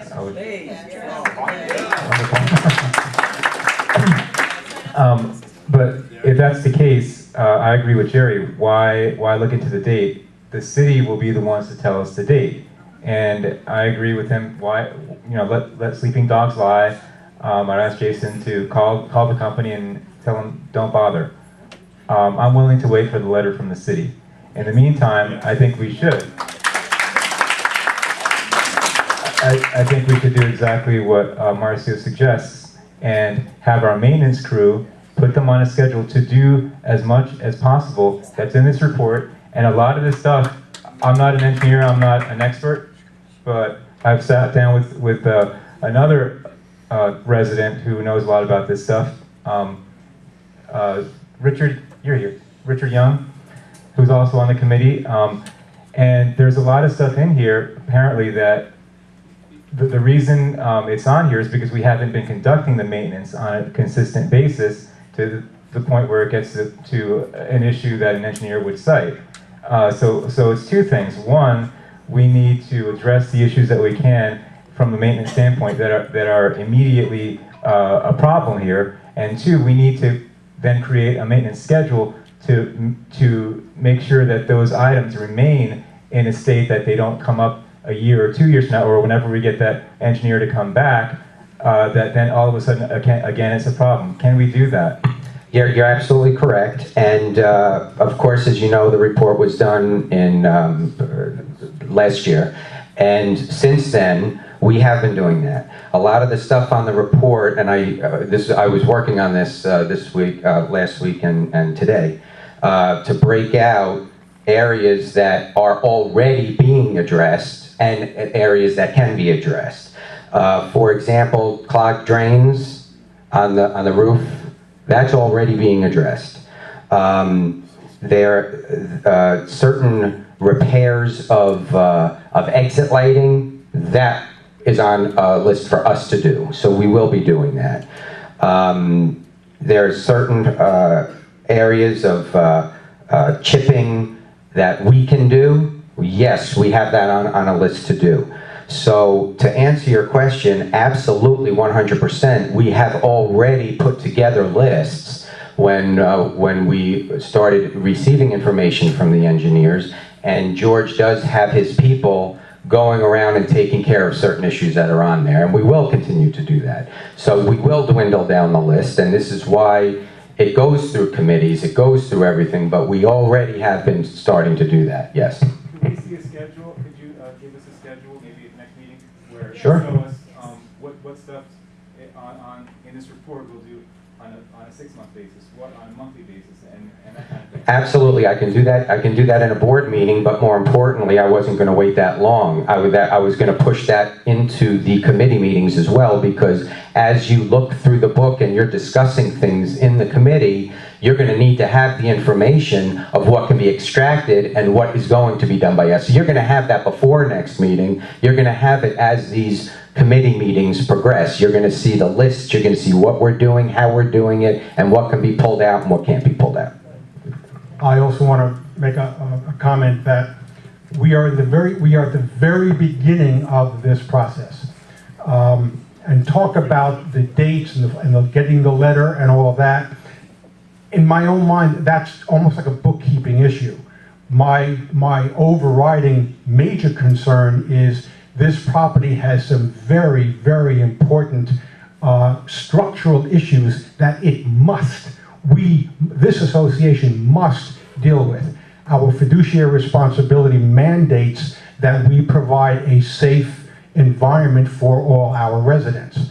So the committee is going to be dealing with primarily the structural issues that exist, and eventually, and they're going to have a lot of questions. They're going to get a lot of data in order to make the proper recommendations to the association, and eventually the board will get this report and then make the decisions of how to handle the things that have to be handled.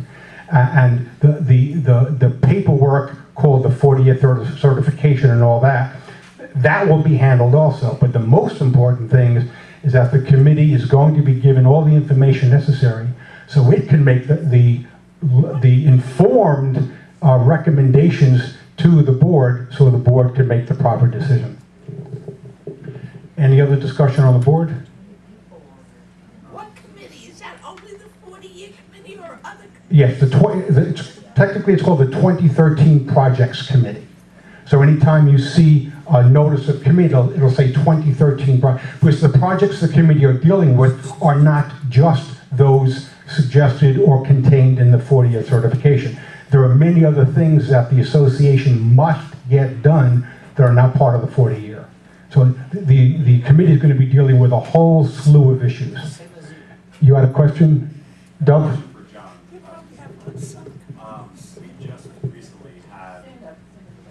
We just recently had an assessment because we couldn't keep up with operating costs. So now shortly after that assessment, we're now there's a proposal to spend millions of dollars on something that the state, now we're finding out, didn't mandate that we do. Whether they should or shouldn't is another story. The fact that we couldn't keep up with operating costs, we now want to have another assessment.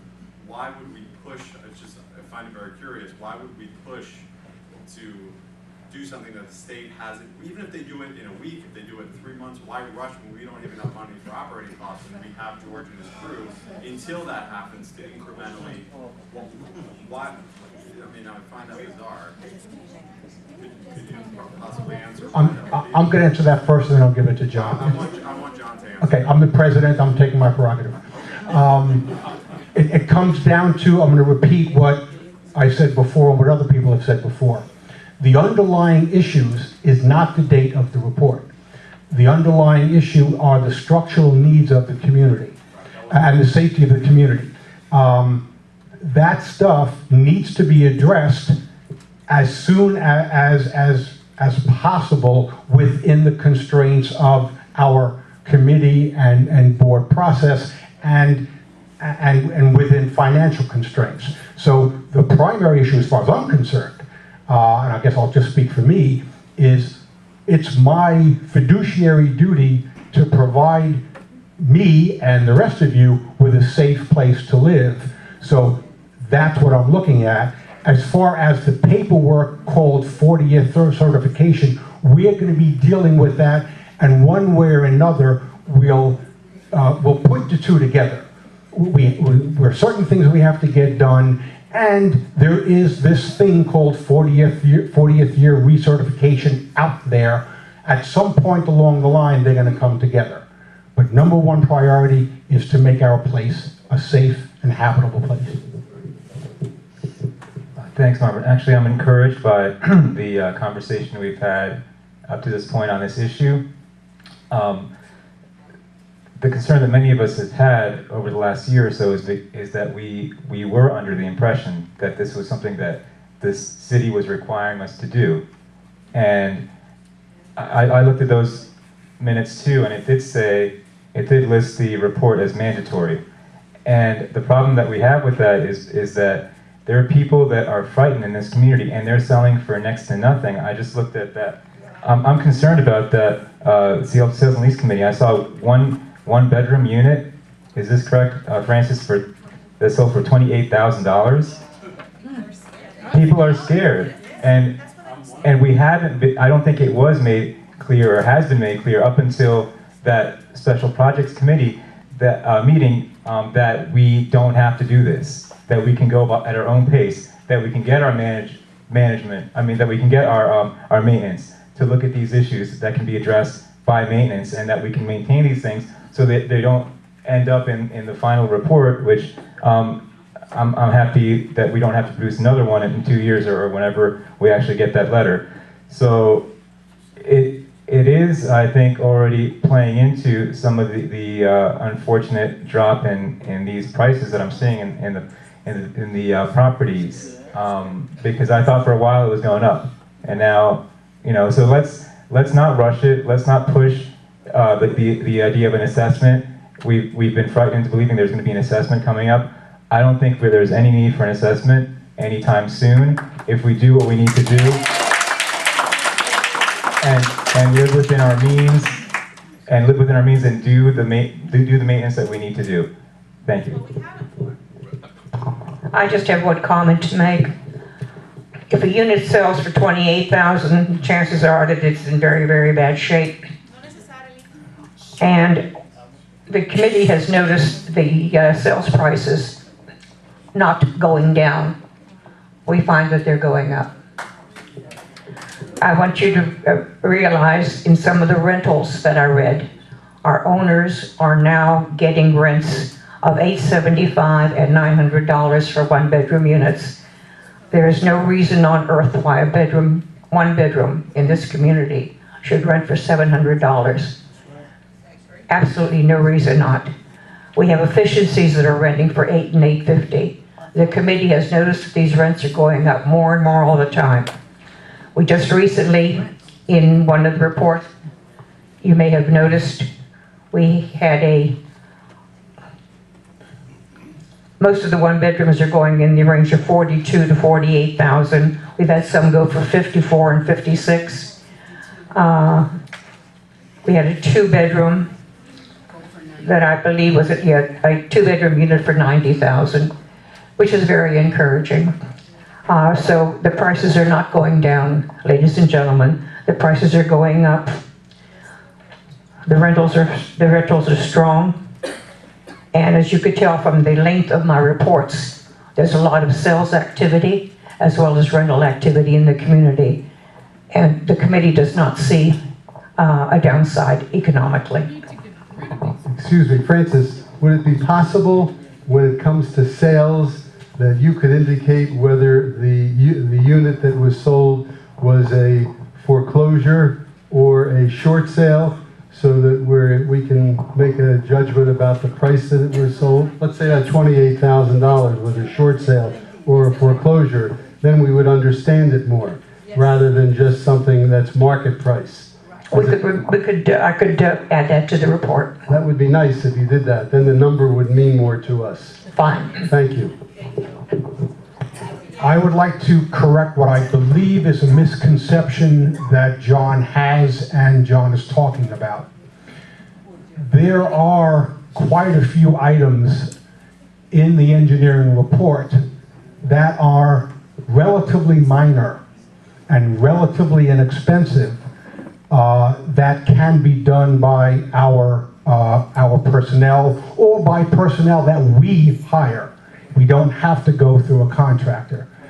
But 90%, I haven't gotten the exact numbers, but 90% of the money involved, projected in that report, are items that can only be done by licensed people. that cannot be done by our personnel, either our existing maintenance or somebody that we hire. It just simply cannot be done. So the big money and the big items, the roofs, the concrete restoration, and items that are not even in here, the electrical panels, things like that, this has to be done by licensed contractors and licensed electricians and so forth. And these items, these are the big ticket items that the committee will be dealing with and eventually giving a report to the board of directors. So make no mistake about it. There are a number of small things that we can do, and we started doing it and we will continue to do. But the big items, the roofs, the concrete, things like that, and some of the electrical work can only be done by licensed people. And again, the committee will be dealing with that on an ongoing basis and then reporting to the association. But we don't have to do it right now. That's basically it. We don't have to do it right now. So how long? Well, the interesting thing, or one interesting thing, is that we've been doing a lot of work since Hurricane Wilma. And I invited a gentleman that used to be on the board, used to own here, but now does not. But he was in construction in New York, a fellow by the name of Paul Pickus. If you've lived here for any length of time, you would know Paul. And I asked Paul to come over to a meeting, a private meeting I had, to go over this engineering report. And Paul looked at it, and Paul said, and he didn't look into the actual report, he looked at a summary that Jason had prepared. He looked at the Marseille, where he owned the unit that when he lived here, or when his son lived here, and he said, that unit, that roof was done 4 years ago when I was here. And that's a $300 and some thousand deal. Now, if that's true, and I've asked Jason to get the records and the engineering study that we did at that time to see if that's the case. If that's the case, I would assume if it's a legitimate roofing company, roofs are not supposed to last for 4 years. Okay, that's a 20-year deal. So we have some work to do based on what has been done in the past, and Paul has been nice enough to be willing to, come. He said he'd come to the next project committee meeting. And again, as I say, he's knowledgeable. I have no idea what all this stuff what that means. So we have a lot of work to do. That's really the point. Actually, I had asked Jason about that, if he could look into whether that roof was covered under the settlement, and I believe we're looking into that, correct? Okay, good. So if it wasn't, then maybe we can go after this roofing company for the money, and it won't have to come out of our own pockets if that's the case.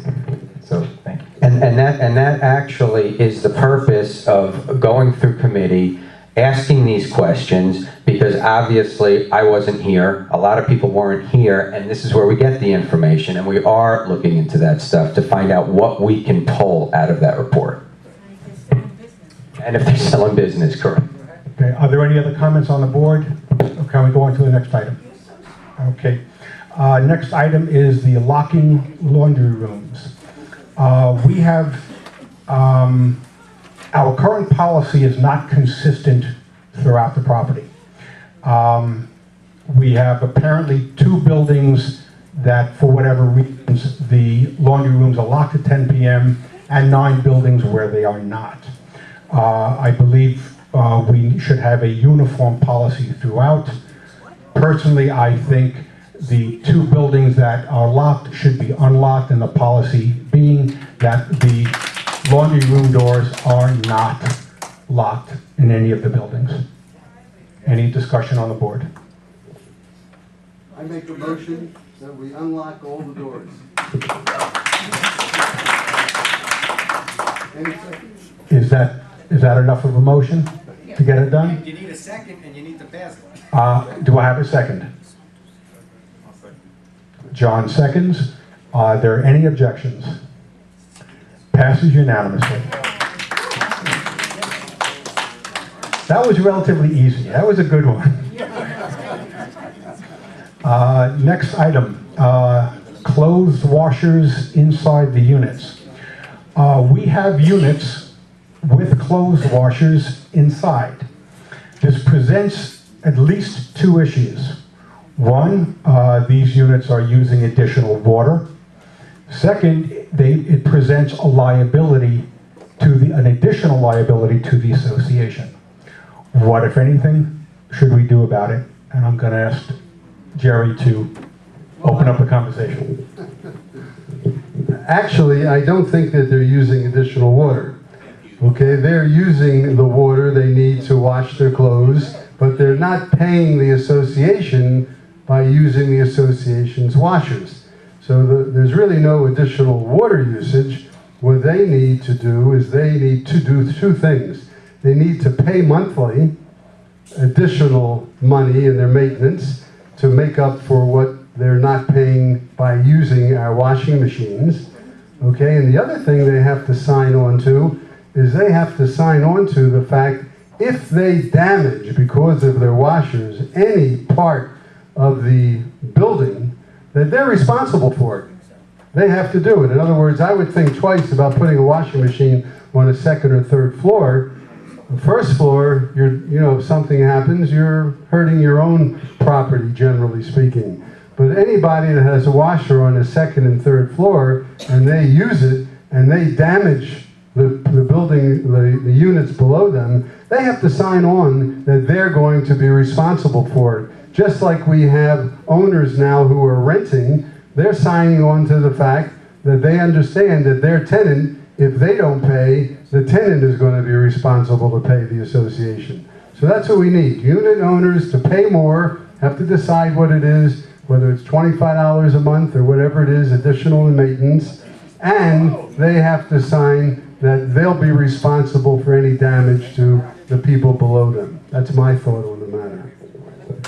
But it is not allowed to have... Are there any other comments on the board? So I can come with my granddaughter also to school.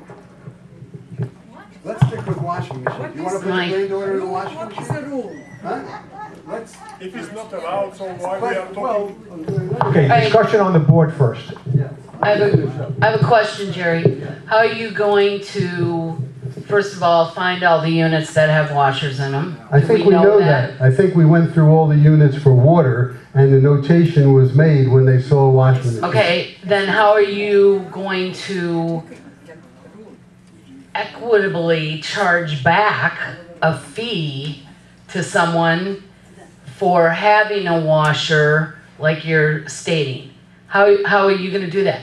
I could have a washer, and I'm a single person, and I do laundry once a week, maybe once every week and a half. You have another person that could have 3 people, 4 people living in their unit, and they might be doing laundry every day if they have a young baby. There's no. So how are you going to do it? In that sense, there's no equitability. In that sense, it's only charging for having it. The other option, which is I'm hearing from my friends, is that everybody who has a washer should have them removed. Look, I don't have any washers in my units. That doesn't bother me. That is another way of looking at it. Either way, either if we're going to allow it because it exists and we recognize it, and the only thing that is hurting us is that we're not getting paid because they're not using our machines. Okay, if we're willing to look at it that way, then if we get paid, we're taking care of that. And if they're willing to stand behind any damage done to other units, then we're allowing them to have it. I don't know how, does anyone know how many washing machines there are based on the study, the water study we did? So we know what we're talking about? I think it's about anywhere between 50 and 55. I think it's 53, but anywhere between 50. So let's say we have 50 washing machines. Okay, we can either force them, since we know them, okay, we can force them to remove them, I imagine. That can be done because it's against the rule. Okay, or we can find a way of working with them so that we get money that we're losing, as well as make sure they take care of damages to other property. Yes. Yeah. If anything, in particular, I don't care. I do my laundry outside here because I have to waste my money using the machines in the laundry room, because I have to do the load twice or 3 times because they don't do it right. And the same thing with the dryers, I have to use it more than twice for one load. Wendy, that's a different subject. You can go out and do it elsewhere if you want for whatever reason. We're just talking about. In the community, somebody has a washer machine because they are using their own electricity.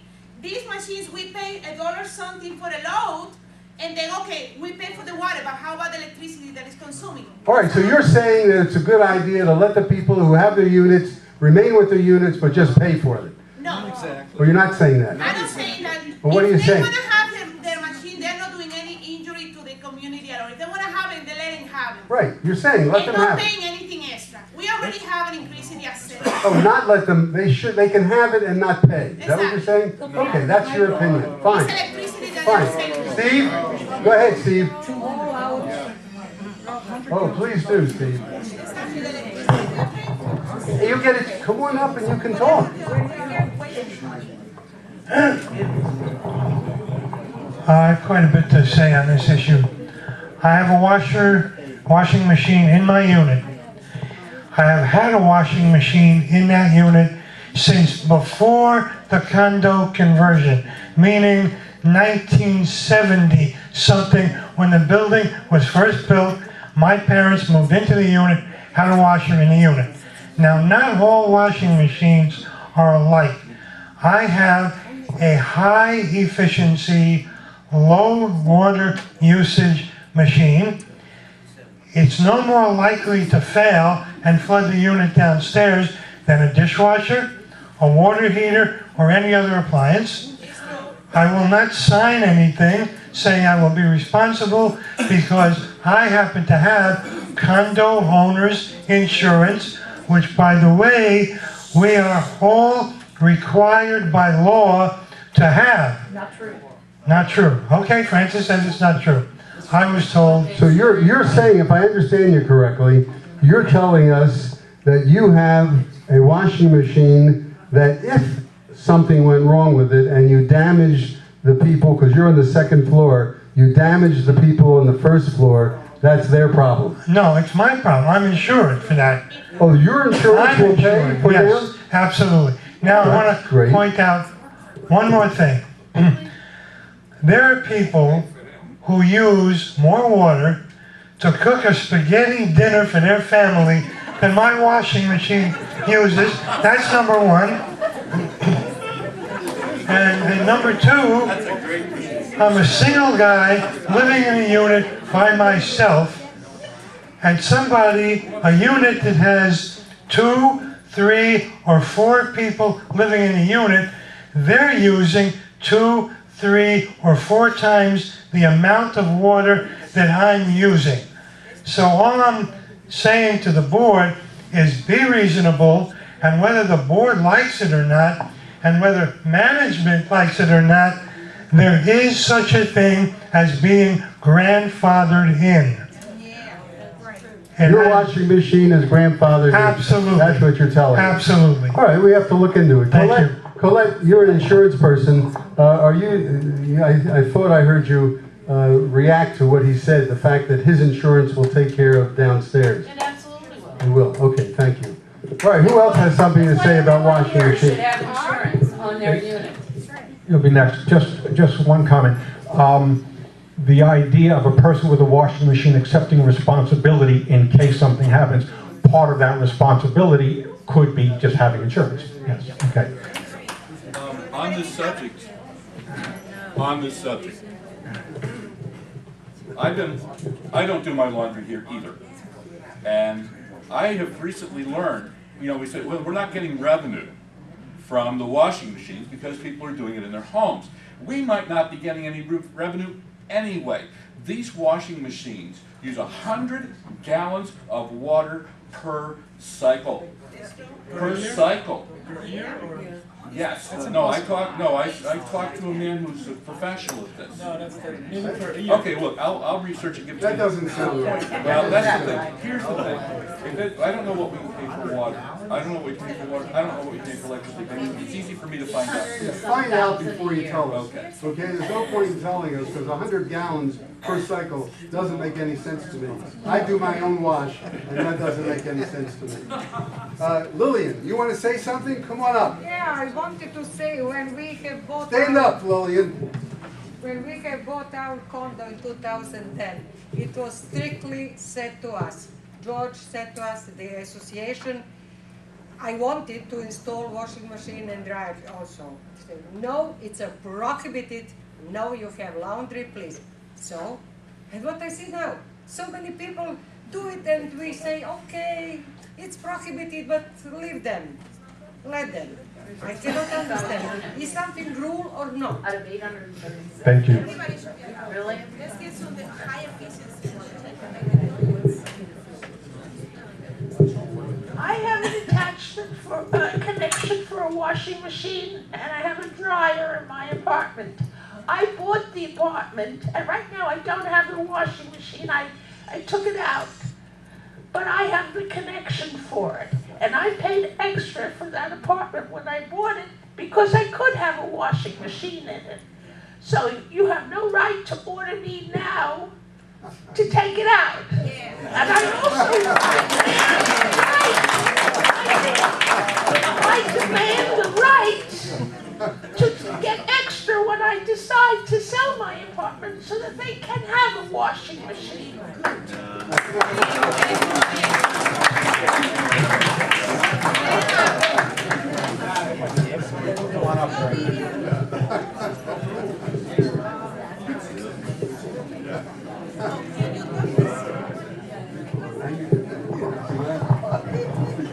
I'm probably one of the few people that actually like the washers and dryers that are in the laundry room. My wife disagrees. I like them. But anyway, You do the washing, or does she do the washing? I watch the washing. I'm more interested in what she's got to say. I think they do a good job. My clothes are clean. But anyway, we have no intentions of doing this, but what if people, now that 55 or so people have them, and the people over here mentioned, what if we decide we want washers and dryers? Can we hire somebody and have them installed? Yes. Everybody's gonna want them now. I don't have one, I would love to have one. Well, that's the purpose of the discussion. Possibly an amendment can be passed that either allows it or doesn't allow it. Okay? I think there should be a rule about the laundry room, Doug? about one person using all four machines. Ladies and gentlemen, please. First come first. Doug has the floor. Particularly the dryers. Speak up. If the dryers in particular were more functional and you didn't have to spend like $5 on a load and spend all day drying your clothes, I think people would be less apt to wanting to purchase one and have it inside their unit. I don't know about your particular unit, but in the Interlochen, New Orleans, and the Nottingham, the dryers are pretty better. You watch in the Interlochen, Orleans, and in all three? I have 3 buildings. Wow, that's pretty good. My parents live in the Nottingham and I live in Interlochen. And you do the washing. Right. I've lived in all 3. Well, why is that a hard concept? I just haven't heard of using 3 different washing You machines. live in France and like 14 other places. You don't do washes in more than one place? No, You I will do go where here I to the live. Jet Center? Where I live. Thank you, Doug. Yes, ma'am. If you're gonna charge, like Colette said, if you have a single person living, you should charge by the person, not by the unit. There are a lot of opinions about charging, not charging, how much to charge, on what basis to charge, financial responsibility, and so forth.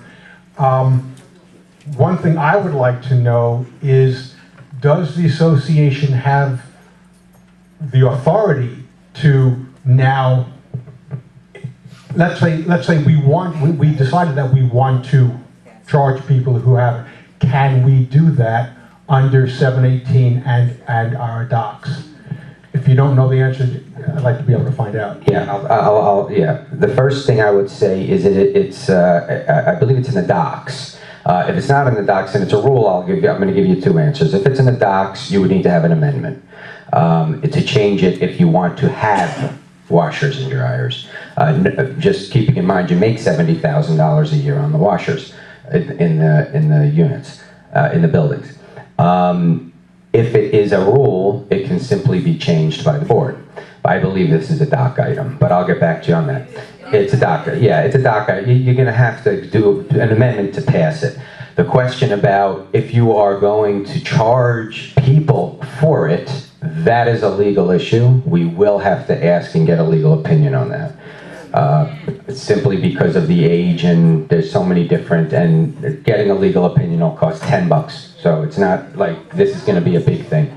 But that would be my answer if you wanted to charge people.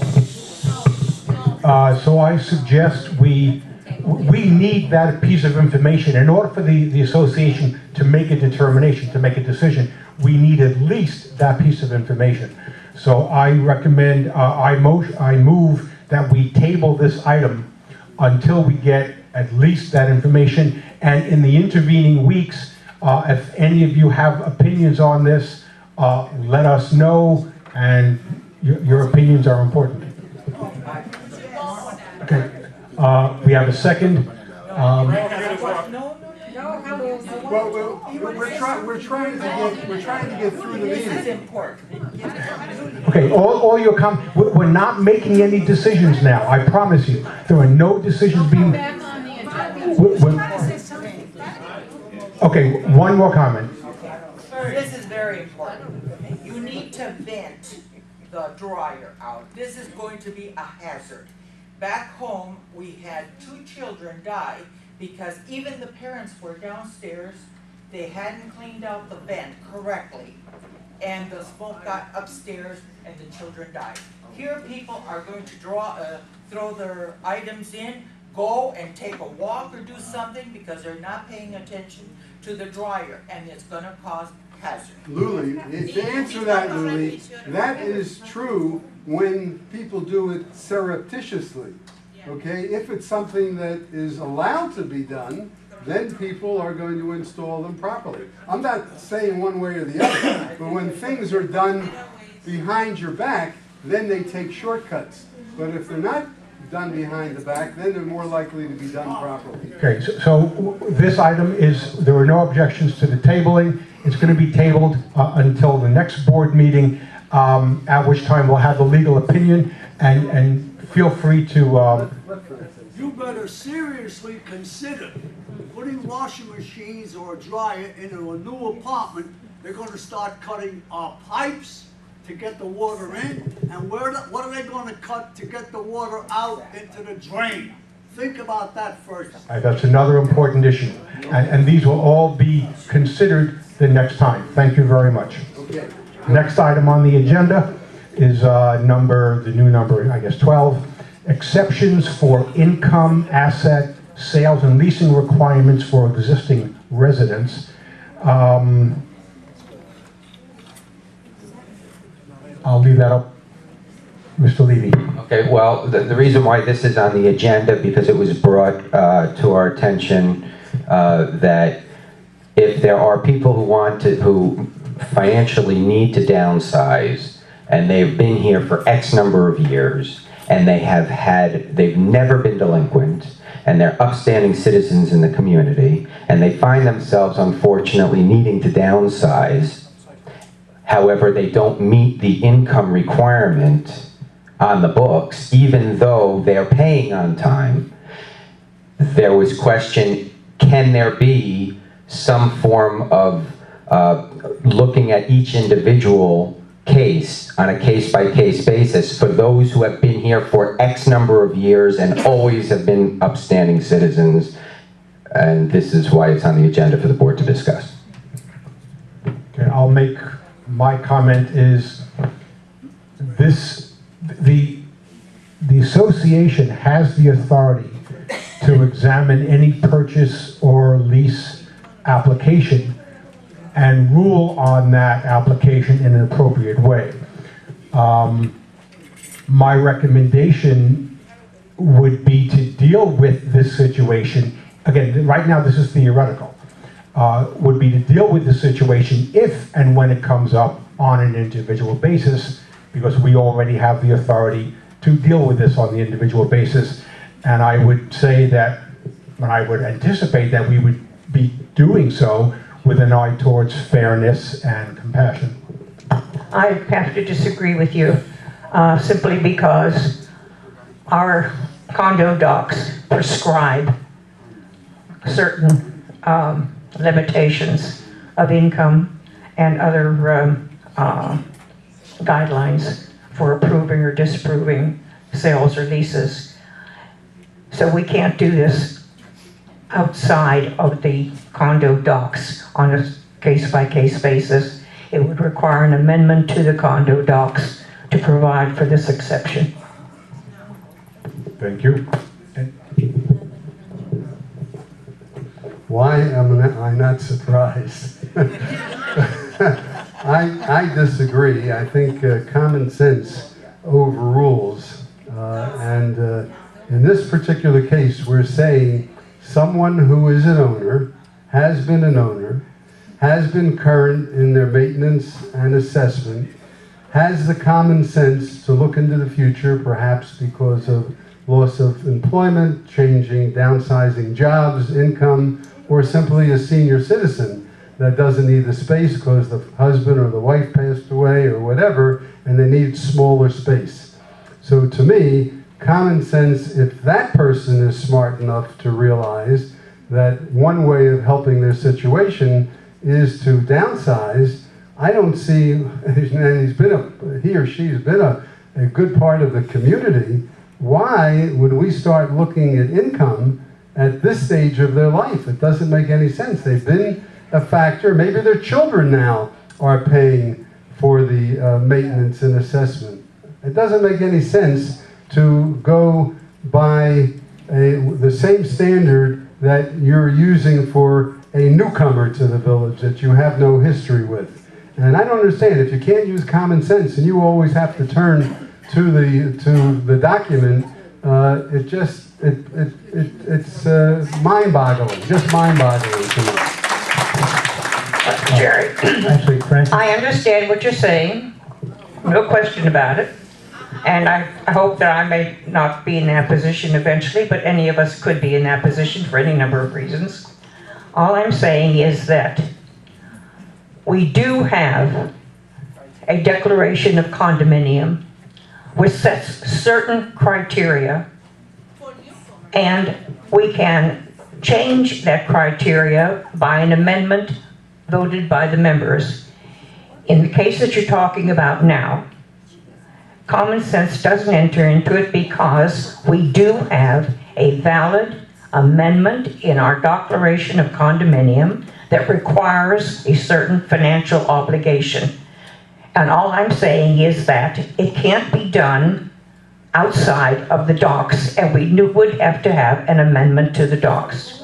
may I just comment on that point? I think this brings up two issues. One, is it a legal obligation of the Sales and Lease Committee chairperson to carry out to the letter everything in the documents, or let me finish, or is there some leeway or discretion that is worked into the legal process there, or the statute? Number two is, why don't we have a sliding scale for smaller units? Why is the income requirement exactly the same for smaller units as it is for larger? We do have a sliding scale. But this individual wants to go to a lower...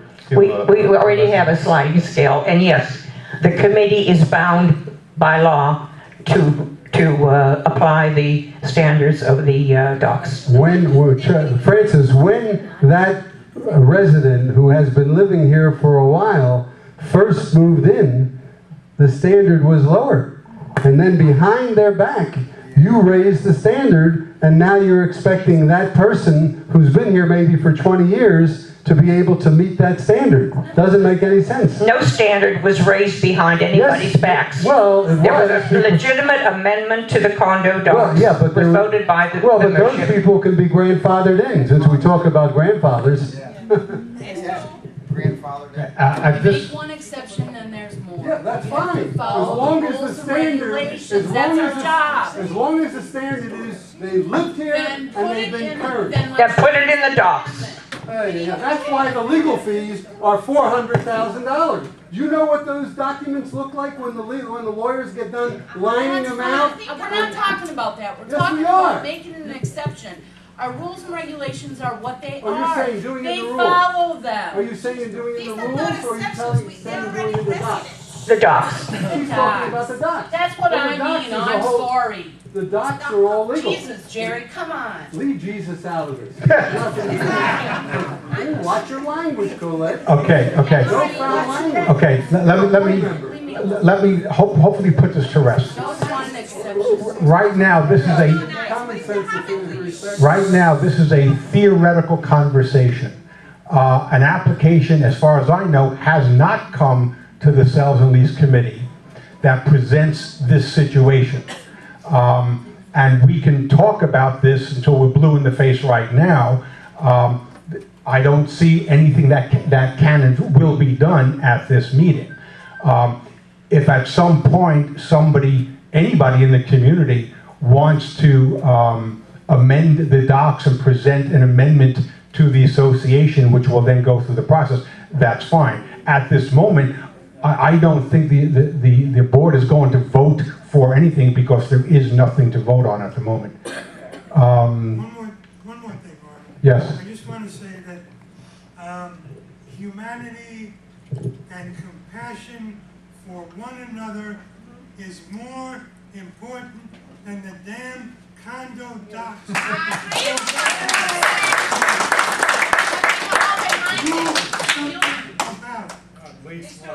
Do something about it. Okay, Lisa? Okay, I'm gonna try to present this without defensiveness. But I must really be misunderstanding something.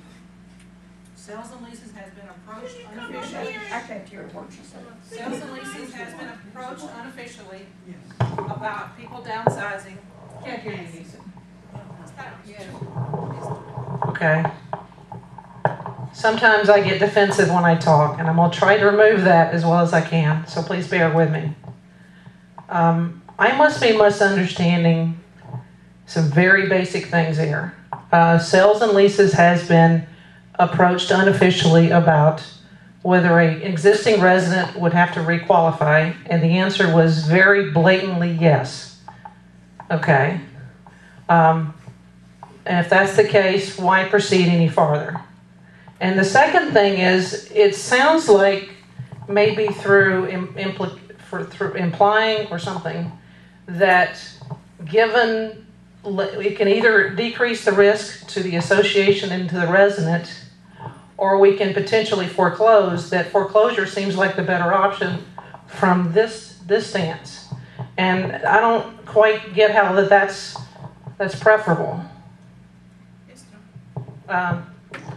Because, I mean, someone's not going to a smaller unit because they want to make it elaborate. It's a risk situation.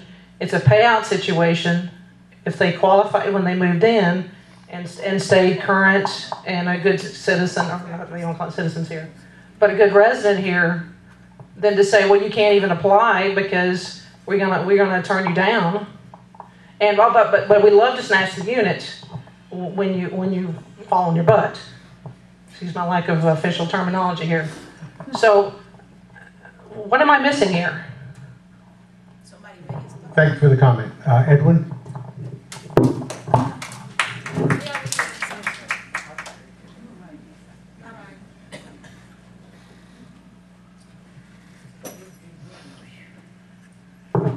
On a point of information from Francis.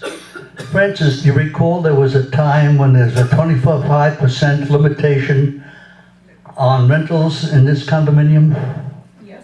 And at that time, were you also chairman of the Sales and Leases Committee? Yes. And at that time, was there an equitable workaround if there had been previous tenants in the apartment which permitted Sales and Leases to approve a tenancy and waive the 25% limitation? There was no waiving of the 25% limitation. If a unit had been rented, and it could continue to be rented because it was part of the 25% already. So it wasn't added on to, it was already part of the 25%. No waiver was involved. Was S through Y one of those units? I'm not going to argue something like that. Microphone. My personal opinion is I agree with both of them. Of course, Jerry's right, but in a legal standpoint, you can't have selective enforcement. So how do you solve this? I have no idea. You just amend the docs. A proper amendment can be requested to the docs. It's not worth it for the one or two people that it's involving, okay? I think basically we could solve this whole problem if we had a new chairman of the rental committee, okay? Because there's no, Frances, God love her, okay? She's got her nose on the books, and she doesn't have any flexibility at all. And she's always been that way. So I think, you know, and when I was involved earlier in the board, that's what I was told by the lawyer. Sometimes you just overlook something. You know, it's not a big deal. If you overlook it, it's not selective enforcement. It's not, because if you find someone in the same condition, someone who's been here a long time, has paid their maintenance all the time, and they want the same thing, you say, welcome home. You know, it's no selective enforcement. Anyone with the same situation gets the same treatment, okay? So I don't get it. I think we need a little compassion. We don't need someone at the head of a committee that only knows how to read the rules, because that's not life. We got the 10 Commandments out there. Who is following the 10 Commandments to the letter? Okay? Good for you. Okay, good for you. Okay, I'm going to respond to that. I'm in trouble. Not really. As far as I'm concerned, the chair of the Sales and Lease Committee, be it Francis or Joe Schmo, is doing so at the pleasure of the board of directors, at the pleasure of the association. So if the chairman of the Sales and Lease Committee is not doing a proper job, then it would be up to the president, actually, to make her no longer the president and appoint somebody else. So as far as I'm concerned, the Sales and Lease Committee, their job is to follow the docs. No ifs, ands, or buts about it. And to get back to my previous statement, right now this is a theoretical conversation. We do not have an application that presents this problem. And as far as I'm concerned, unless somebody wants to start the amendment process in anticipation of it, this is not something that is going to be decided tonight. Eve. Eve always says that. First of all, it's very nice to have somebody in the Sales and Leasing Committee that knows the docs. Right. So, and Francis, thank you for knowing the docs. So I don't agree with you that we have to train somebody who knows the docs. Second thing, the docs though, they say that you got to qualify to a certain, and with the amendments, and you got a certain, you know, whatever you buy, you got a certain scale of salary and all this. But the docs don't say that if you have a unit and you transfer to another unit, that you gotta get reapproved. I doubt that. I doubt that in this case, that the docs actually are specific about like switching a unit. So in other words, maybe in the docs, it doesn't say anything about that. And if it doesn't, then somebody who's approved is approved for life. That's the way I see it. That's another issue, and that also brings up possible distinctions between requalifying as a purchaser versus requalifying as a tenant. or requalifying in this one unit or requalifying in another unit. It brings up many different questions. And again, if and when this situation comes up, sales and lease will deal with it, and if necessary, so will the board of directors. Charlie? Correct me if I'm wrong, but the downsize, that means going from something larger to something smaller. However, for me to go from something larger to something smaller, I would need to sell my larger, get the cash, and then buy something that is smaller. That cash would qualify me in my application process to buy something smaller, would it not? It depends. There are too many variables. Does the unit you're selling, is it encumbered by a mortgage? If you have to pay off the mortgage, how much will you have left? There are too many variables, so that situation cannot be answered without details. Bottom line, again, the association is not presented with a situation where first sales and lease and then maybe the board has to deal with it. It's just a theoretical construct. Let's wait and see if and when this happens. Thank you very much. Next item. Yeah. Over the years, I've attended a number of board meetings when we used to have them in the Grand Lounge.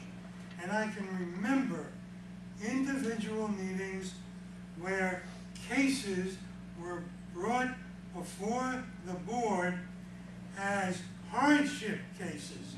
Now, I've already heard management's point of view that there's no such thing as hardship cases in a condominium.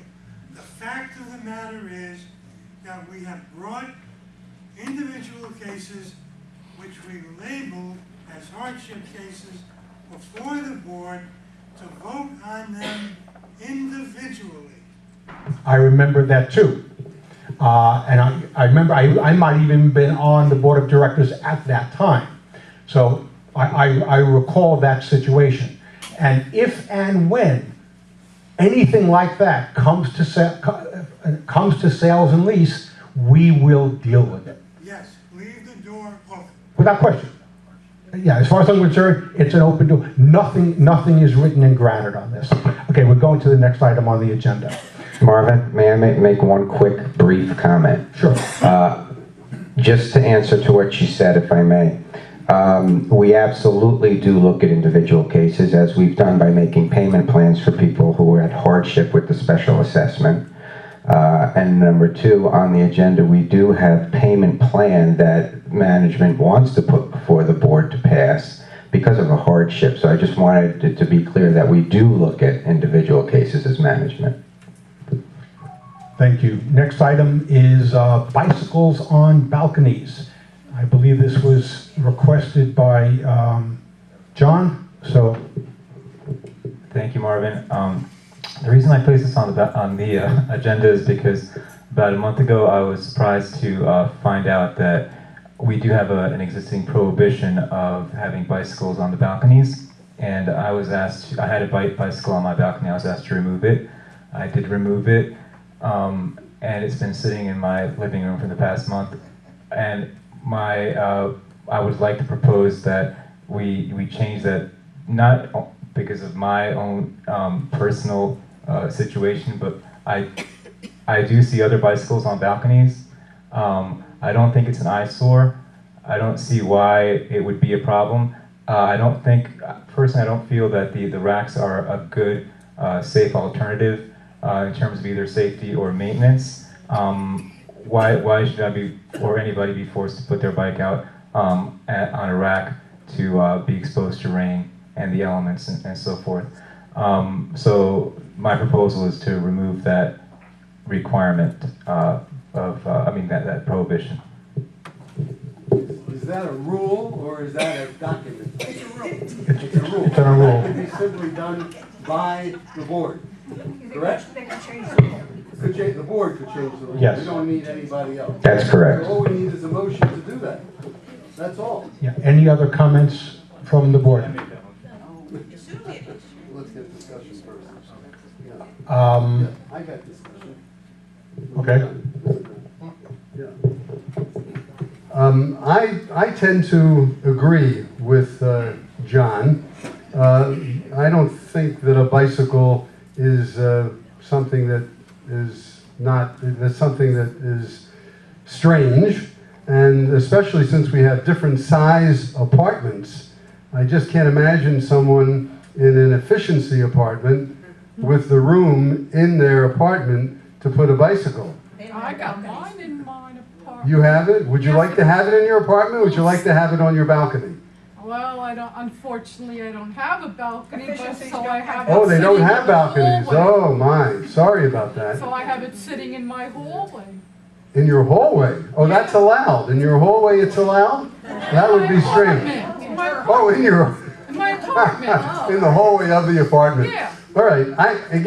I personally don't see a problem with a bicycle. It's, you know, it's standardized. It's not strange. You recognize what it is. I have more of a problem with people that have barbecues and things like that that are safety features. But a bicycle is not a safety item. So, you know, I have no problem with that. Any comment? Okay. I have a bit of a problem with it. It's been part of the reason is that we want what I'll call curb appeal, and we've been and it's my understanding of the rules is that we allow essentially patio furniture or other furnishings on the patios, and that it's not to be used as a storage area. It's what it says. It's not to be used as a storage area. And as far as I'm concerned, I can understand if I had a bicycle, I also would want to leave it on my terrace because I don't want it sitting in I'd rather not have it sitting in my living room. I'd rather not have it sitting in my bedroom, in my bathtub, whatever. But this has been a rule since I bought here. This has been a rule since you bought here. If you weren't aware of it, that's not the responsibility of the association, that's your responsibility. So I, for one, am not comfortable with arbitrarily changing we just went through a whole rules committee situation, and we just passed new rules just a couple of months ago. So at this point, I'm not comfortable with changing that rule for changing that rule for those reasons. So I personally don't think we should change the rule at this time. Possibly the next time we go through a review process, the next time a Rules and Regulation Committee is formed, they'll deal with it and they'll give recommendations to the board. But I would not vote for it now.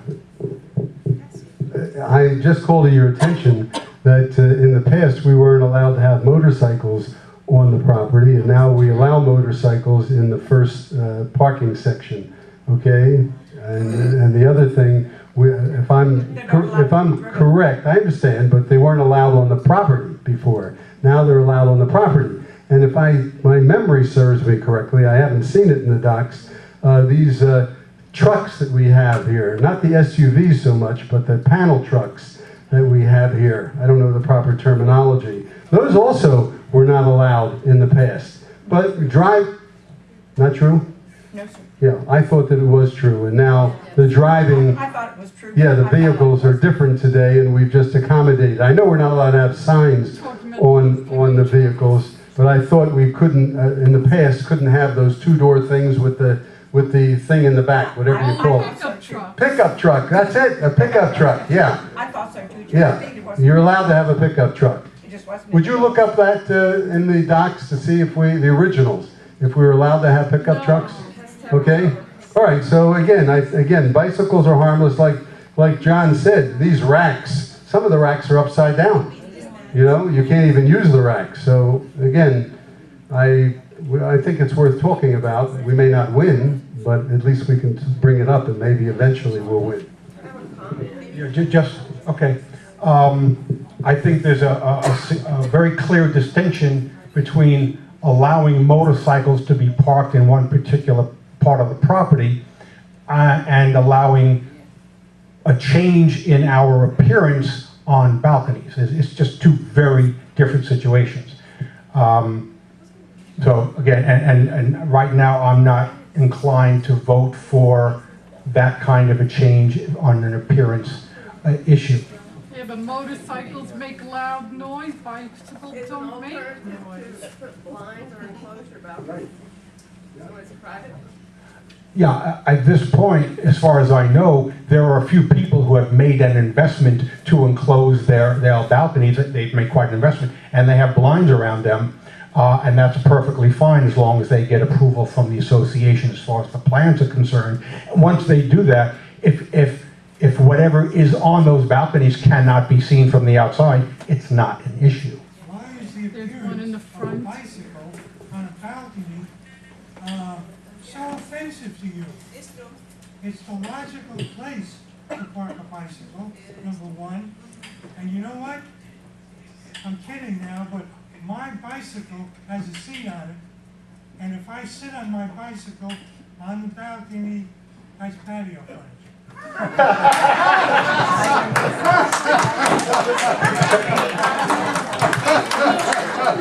Very good, thank you. Lisa.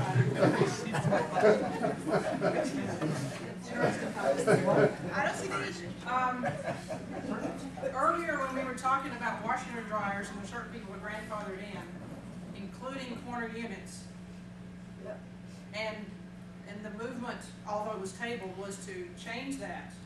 And now the argument is just the opposite. Oh, well, the rule's always been this way, we don't want to change it. It sounds a little selective to me. That, well, in this case we grandfather, in that case we don't grandfather. Without a whole lot of logic involved. Okay, thank you. Any other comments? I agree with the last two people who spoke. Just because it's in the rules, I don't think that's enough to say, well, we shouldn't change the rules. If it's not a logical rule, it is a logical place for the bicycle to be in the balcony rather than in my living room, which is where it is. And I've had bikes in the past, I've placed them in bike racks and I've had wheels taken off, not here, but in other places. And everywhere I've ever lived besides here, I've seen bikes in balconies, it's not a problem. I don't know if these rules were made back in the day when this was an entirely retirement community where young people were frowned upon and bikes were a sign that young people were here and maybe taking over. I don't think that this makes sense in this day and age when we have such a range of ages and people that want to stay healthy and ride their bikes and so forth. I think it's just logical, and I'd like to make a motion that we remove this prohibition. Yeah, we already have the motion, and it's already been seconded. The motion is to allow bicycles on balconies. Allow bicycles to be stored on balconies. That's the motion. They could have 2 or 3 bicycles. John made the motion. Now, a question, well, yeah, Jerry seconded, but a very important question came up. Is this rule going to be allowed an unlimited number of bicycles, or just one bicycle? Let's change the subject, it's already enough. Let's go and move. Okay. It's almost 10 o'clock. This question, I think, is a valid question. Bicycle, that's okay, just take one bicycle, 2 bicycles, what's Mr. Bondor, relax. Relax, if you have to go home, but relax. We're having a conversation. half an hour. So what? You're entitled to go anytime you want. The door is open. The door is open. Goodbye. Okay. This is not the right to say.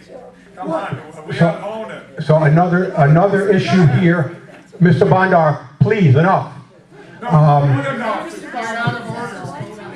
Okay, so there's another. This young man has a good idea. This young man has a good idea. Well, what if you have microphone? We want to get to know you. Well, what if you have to get the bicycle registered, get a little sticker, so it's a 1-by-1 case, I suppose? I don't know. Just an idea. Yeah, that's an idea. Register your bike like you do your car.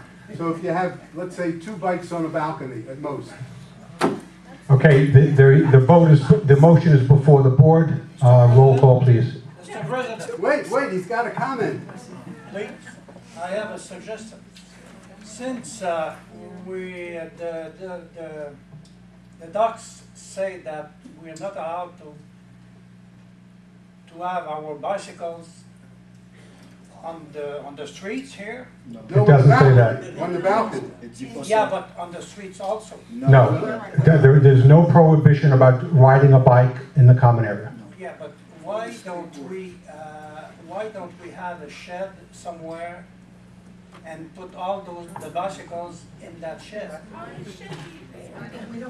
That's another possibility, but then it would mean somebody. It will be covered and People secure. can get confused. Yeah, but then it would mean any kid or any person who has a bike on one side of the property has to walk all the way to the other side of the property. I see a lot of problems with that. We have a motion before the board. Please call the roll. Colleen Goslin? No. Francis Mesereau, no. John Labriola? Aye. Gerald Miro? Yes. Marvin Chow? No. What do we know? Motion failed by a vote of 3-2. That's what we need, younger people. Okay, next item on the agenda is vending machines in the common area. I'll give that to Mr. Levy. Okay, the reason why this was for the individual buildings. This was asked to be placed on the agenda by John to have vending machines in either the tennis courts or in the clubhouse common area. This is why it's on the agenda. I'd be glad to. Thanks, Marvin. And the reason I wanted this placed on the agenda is because I also did not agree with that proposal, and I was puzzled by the idea of having vending machines in all the laundry rooms. But I do think it's logical to have them at the tennis courts. People, they don't necessarily want to drive out to Walgreens at 11 o'clock when they find out, they're out of Coke or whatever it is. And it's a good secondary source of income perhaps for our village. We're looking for ways to pay for all these improvements. Why not have a couple at the tennis courts and 1 or 2 out here by the pool or in front? We can discuss that, but why not have that as an option for residents to get to be able to satisfy their thirst or hunger on an emergency basis?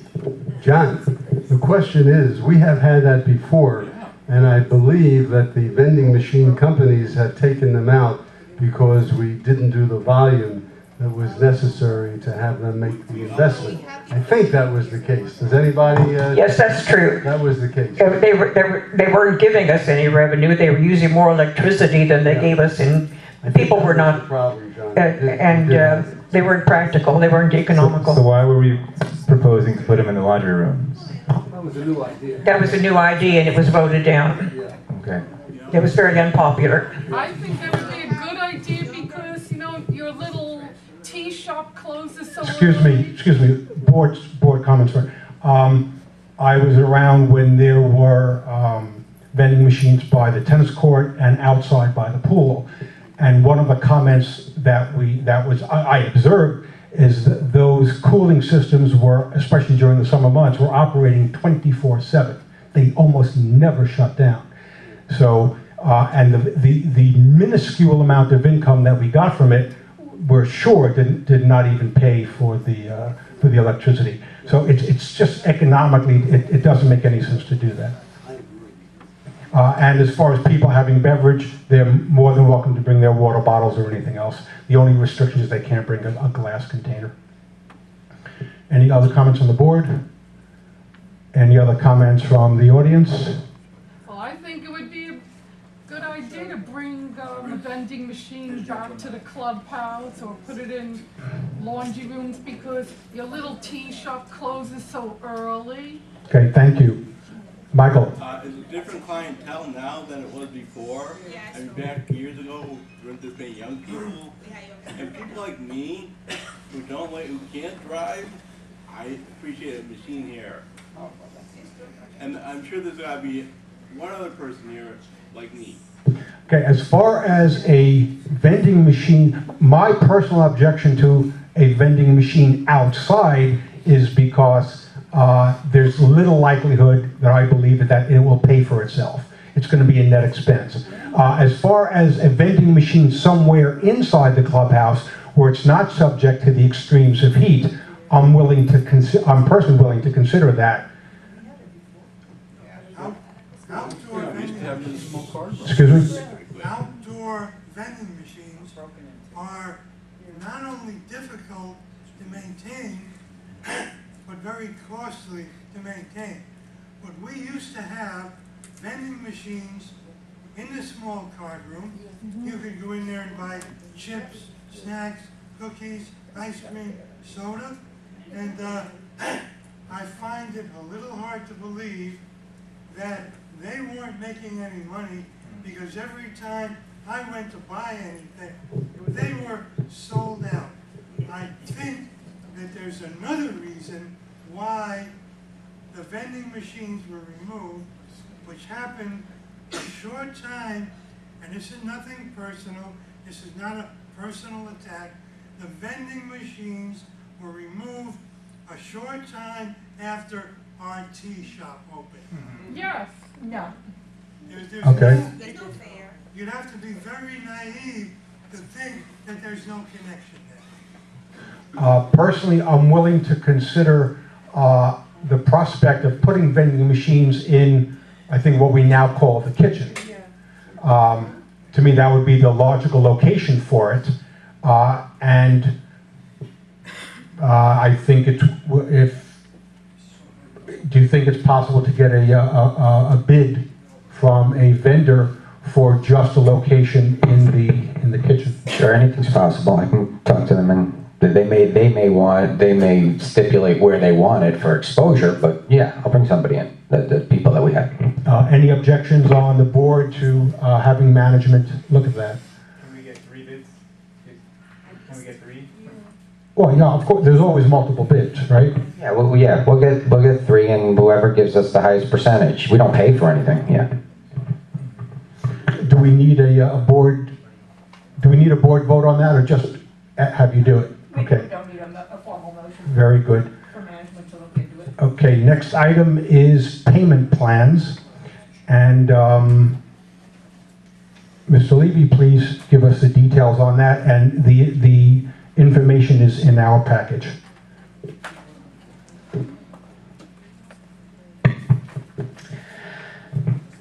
Okay, the person is requesting their current delinquency amount balance through March 13th is approximately $8,300 and some change. They would like to make a down payment of $2,100, which is roughly 25% of the total. They will restart their monthly maintenance of $418 and special assessment fees of $115 for a total of $533.53 per month. And on top of that, they wish to pay, or they can afford to pay, an extra $100 per month towards the delinquent balance for a period of 9 months.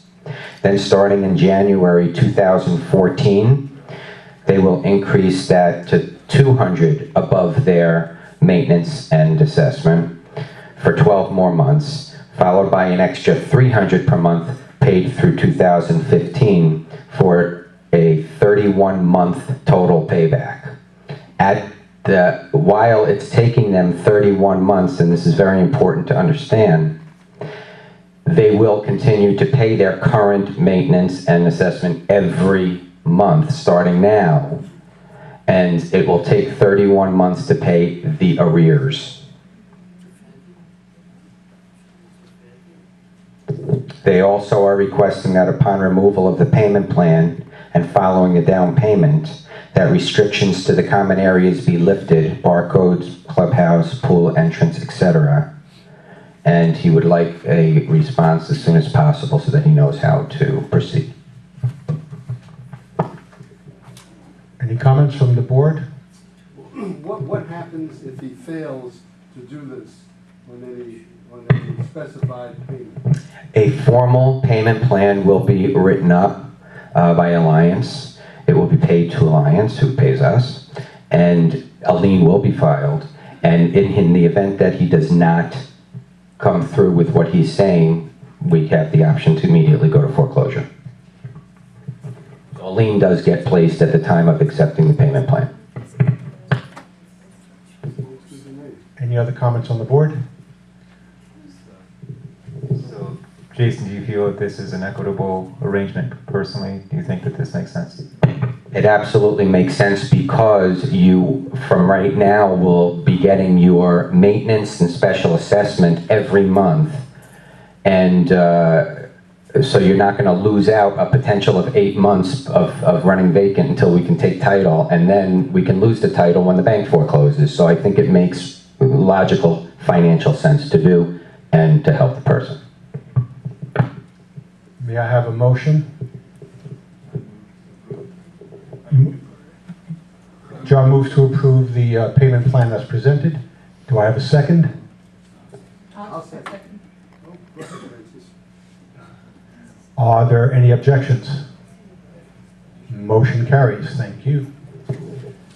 Next item, locker room intrusions. This topic was brought up during the last board meeting, but since at the time it was not on the agenda, and we thought it warranted further discussion, it was added to tonight's agenda. For those of you not familiar with the topic, last month, some of the lockers in the locker rooms in the Bavarian section were vandalized. It seems that a majority of people familiar with the incidents agree that the perpetrator was probably a resident of the community. The question is, what, if anything, should the association do? Well, I think this could be a lengthy discussion. I doubt we're going to be coming to any significant decision about it tonight. My personal point of view is, since there's nothing we're likely to do about this tonight, to table it again to the next meeting, and hopefully there'll be a lot less to deal with next meeting, and we can at least discuss the situation. So can I have a motion to table? I'll make the motion. Jerry makes the motion to table. Colette seconds. Are there any objections? Motion to table carried. Thank you. Next on the item is the golf cart. You have in front of you a proposal to replace a broken golf cart in the amount of, I believe it's $2,658.73. May I have a motion to accept that proposal and we can discuss? I do so move. Francis moves. Do I have a second? I'll second. Colette seconds. Any discussion? It just seems to me like it's a lot of money for a golf cart. I'm not a golf cart expert, but I do think we've been spending a lot of money on a lot of golf carts. How many do we have now, and are they all necessary? Do we really need this additional one? How many do we have now? 7, I think? 7 or 8? Okay, every golf cart that we have is necessary to answer that question. And the golf cart that is that is completely gone right now, which is the only time that we're replacing them, as you've seen from the past pictures, is the one that the painter uses to bring his ladder and to bring all the paint, and the one that looks like that's falling apart. If people have seen him driving around with this. Right now, he needs it, yes.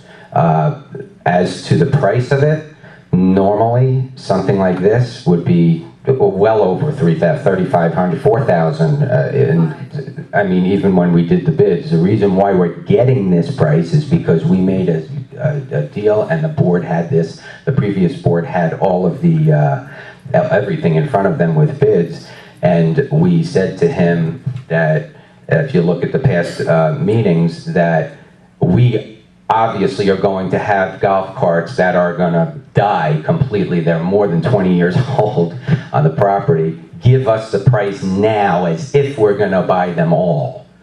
And he gave us that price, which is why it's so cheap. I understand that you may not know what golf carts go for, but this is a low price for what we're getting for the golf cart. Yes, it is the best price, and yes, it is needed, it is necessary. I noticed it's a gasoline-fired golf cart. Yes. Why aren't we getting an electric golf cart? There's two reasons. This gasoline, first of all, to get these prices, we have to get what they're taking in off of leases, number one. But number two, the different parts of the maintenance department use the vehicles differently. This guy rides constantly around. If we were going to get him electric, we'd have to get two because it would have to be plugged in halfway through. So by having the gas, and the gas we figured out, it was how much a month? It was like $20 or something like that. What? $12 for gas. So it definitely made sense to do it this way. Another point on that, I don't know if we have regulations on speed, but sometimes I see people riding around on those pretty fast and then screeching to a halt. Maybe that could be part of the problem of why this particular one broke down. Could we have instructions to our people to, treat those carts with a little more respect and not wear out the tires? Yes, we do, but if you look at this cart, we'll leave it parked outside the maintenance so you can see the condition of this more than 20-year-old cart, that is not the reason why this fell apart. It fell apart because it is rotted. But to answer your question, yes, they do have rules of how to take care of the cart. This is the same company that we got the other carts from. So this hasn't been put out for bids. This is just a follow-up on the previous order. It's a follow-up.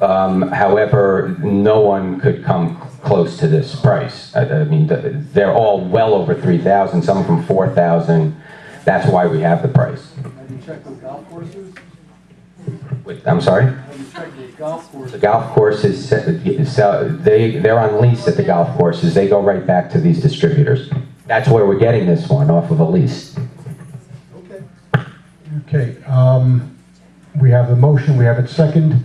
Are there any objections to this proposed purchase for 2006-5873? So call the roll. Sly Goslin? Yes, I'm for it.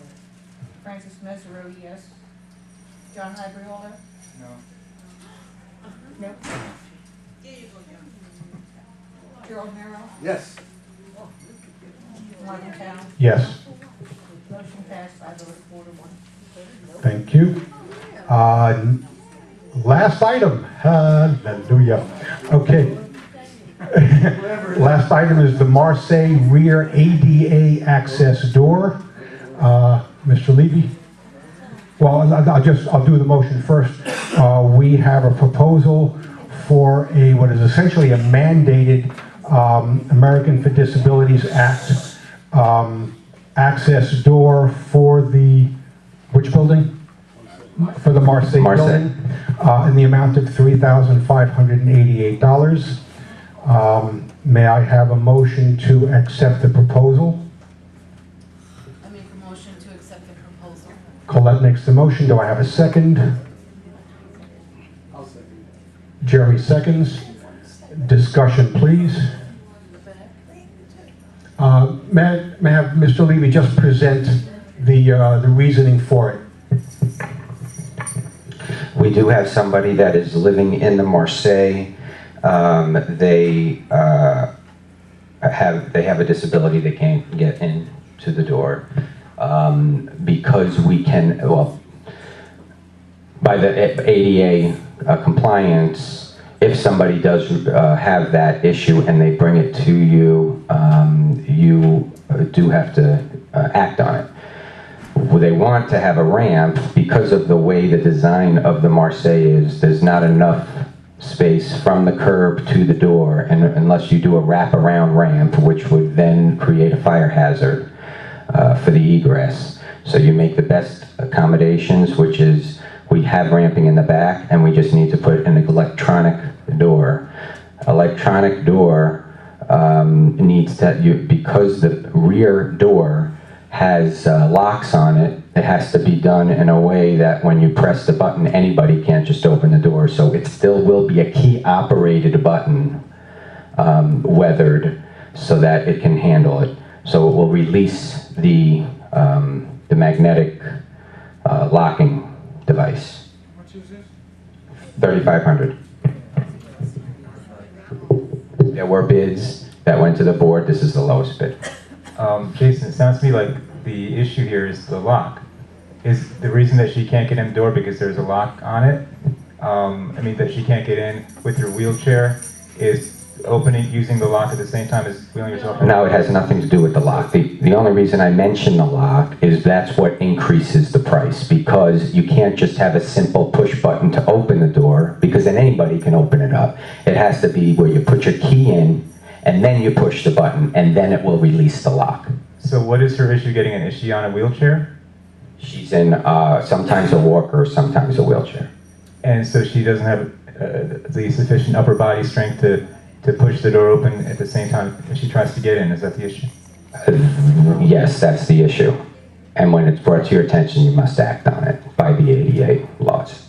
I'm just wondering if there's a cheaper way to deal with that. Maybe change that door so it's not, so it's open, or so it's like a push door type of, like a door that basically will swing, a swinging door that'll swing both ways, so it's not an issue of her having to exert so much energy to get in. I would rather do that as long as she's a resident, rather than spend that kind of money on replacing it with this elaborate setup. This is a door to the back of the Marseille. It's a locked door because of security, because people are jumping the wall. Are you suggesting you want to not have a locked door?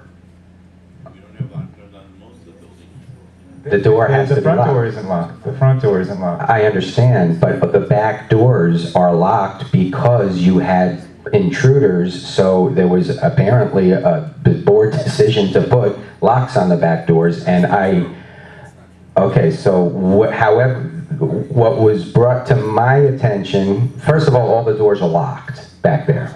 Okay, in the back, behind the Marseille. Yes, it does.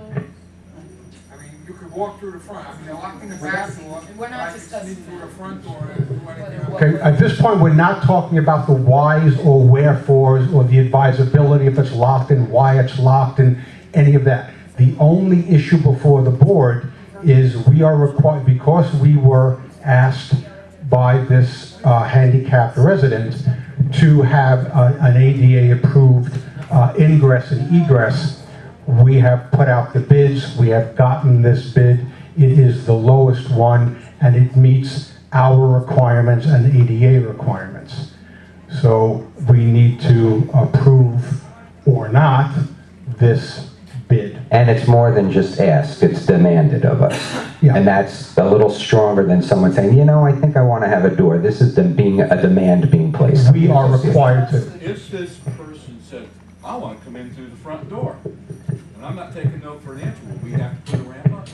What would end up happening is if you got into a legal issue, they would not force us to do it. They would force us to do it in the back. And the reason why they wouldn't force us is because it would create a fire hazard with egress because of the way that building is designed. You have to have 1 inch per foot slope.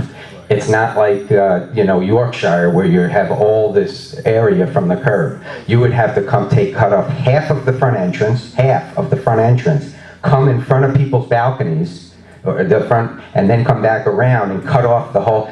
They would not make you do that.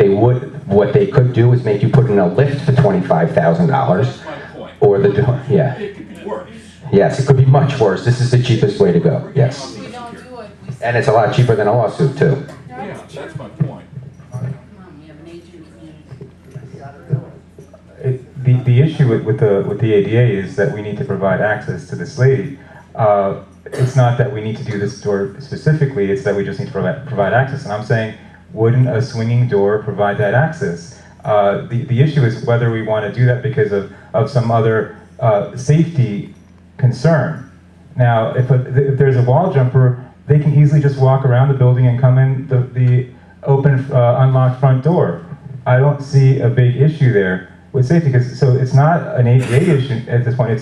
It's an issue about concerning this supposed safety threat, which I don't really see. So let's make it clear that it's not an ADA issue. There is an alternative to it that doesn't require the expenditure of this money. Yes, we can satisfy the ADA concerns, but not necessarily spending this kind of money. With all due respect, that is completely incorrect.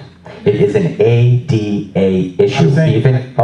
Even if you didn't want to put the lock on, you'd spend $2,800 instead of $3,500 or $2,900 to replace the door with the door? Because you have to get a weathered opener that you press and it opens a certain swing. It's not. This isn't something you just rig up and put. You have to do it the proper way. I mean, if it's light enough, if it's lightweight enough, can't she push herself in? She is demanding that this be done. If you want to have a lawsuit, the board will vote it down, and you can potentially have a problem. It is in your best interest, in my opinion, that you do this. However the board decides to vote, the board can vote. That is my opinion.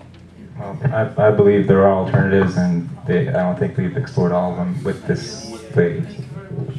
Thank you for coming. Nice to see a young face here. Following on John's suggestion, it's a gruesome topic, and it's hard to say the right thing. But I think John is suggesting, and I'm asking Jason whether that would accomplish the goal, if it were simply a swinging door with no lock, would that accomplish the goal? The door has to be opened without her touching it. The door has to, if you're sitting there or standing there, the door has to be open without pushing yourself through it with your knees, just picture yourself in a situation. That's what I'm asking. Yes. So it's not a question of an unlocked door that swings by just going forward. Correct. Right? Okay, because I've noticed, for example, in the St. Moritz, the beautiful St. Moritz, that the door closest to the clubhouse, that lock has been filed down, and anybody can walk in that without any key at all. I just was visiting somebody there, and I noticed that happen. So we do, that is a fact. So we do have. Well, you do have the prerogative here to vote for the exact same door opener without the lock mechanism. But I would think about that. Yeah, but that doesn't say that. No. What are the other tenants going to say? All right. I would vote for it. I guess it's unfortunate, but it's just a need. Yes, Michelle. Okay. In the Edelweiss, the door coming in and out in the front, you know, there has to be big metal because the wheelchairs come in and out. I think anybody that has to have a handicap access should have a push that they can get in and out without having to ram their chairs in and out. It's a safety hazard for anyone who's disabled. So you think it ought to be installed in all the buildings? Absolutely. Yeah, but I know, but you didn't do it when you were able to do it and had the money to do it. Jerry, I'm talking about now, not then. I understand, but there are people here. The same person that is in that building, the Edelweiss, was there then also. All right, I no sense in getting there, but that's a good question. Why are we not, instead of going to a back door on one side of the building, why aren't we going to the front door? And is there? Well, that's what I just explained about building the ramp. Pardon? You can't build the ramp. That's the whole thing. I went to Marseille. Yeah. Oh, that's the reason. Okay, because otherwise we would go to the front door, right? Oh, we tried to make the best accommodations. Yes, that of would course. be best. Okay. And she's agreed to that, by the way. Yeah, She's agreed well- to going in the back. Of course, she wanted it in the front. When I explained to her Right. about the way it was, she was All okay. right, good point. I think that's fair then. Okay, thank you. You're welcome. Okay, a motion is before, it's been seconded to approve the installation of the ADA door for $35.88. Are there any objections? Motion carries unanimously. Ladies and gentlemen, that concludes the agenda. I move to adjourn. Any objections? Good night. Thank you all for coming and for staying. I'm amazed.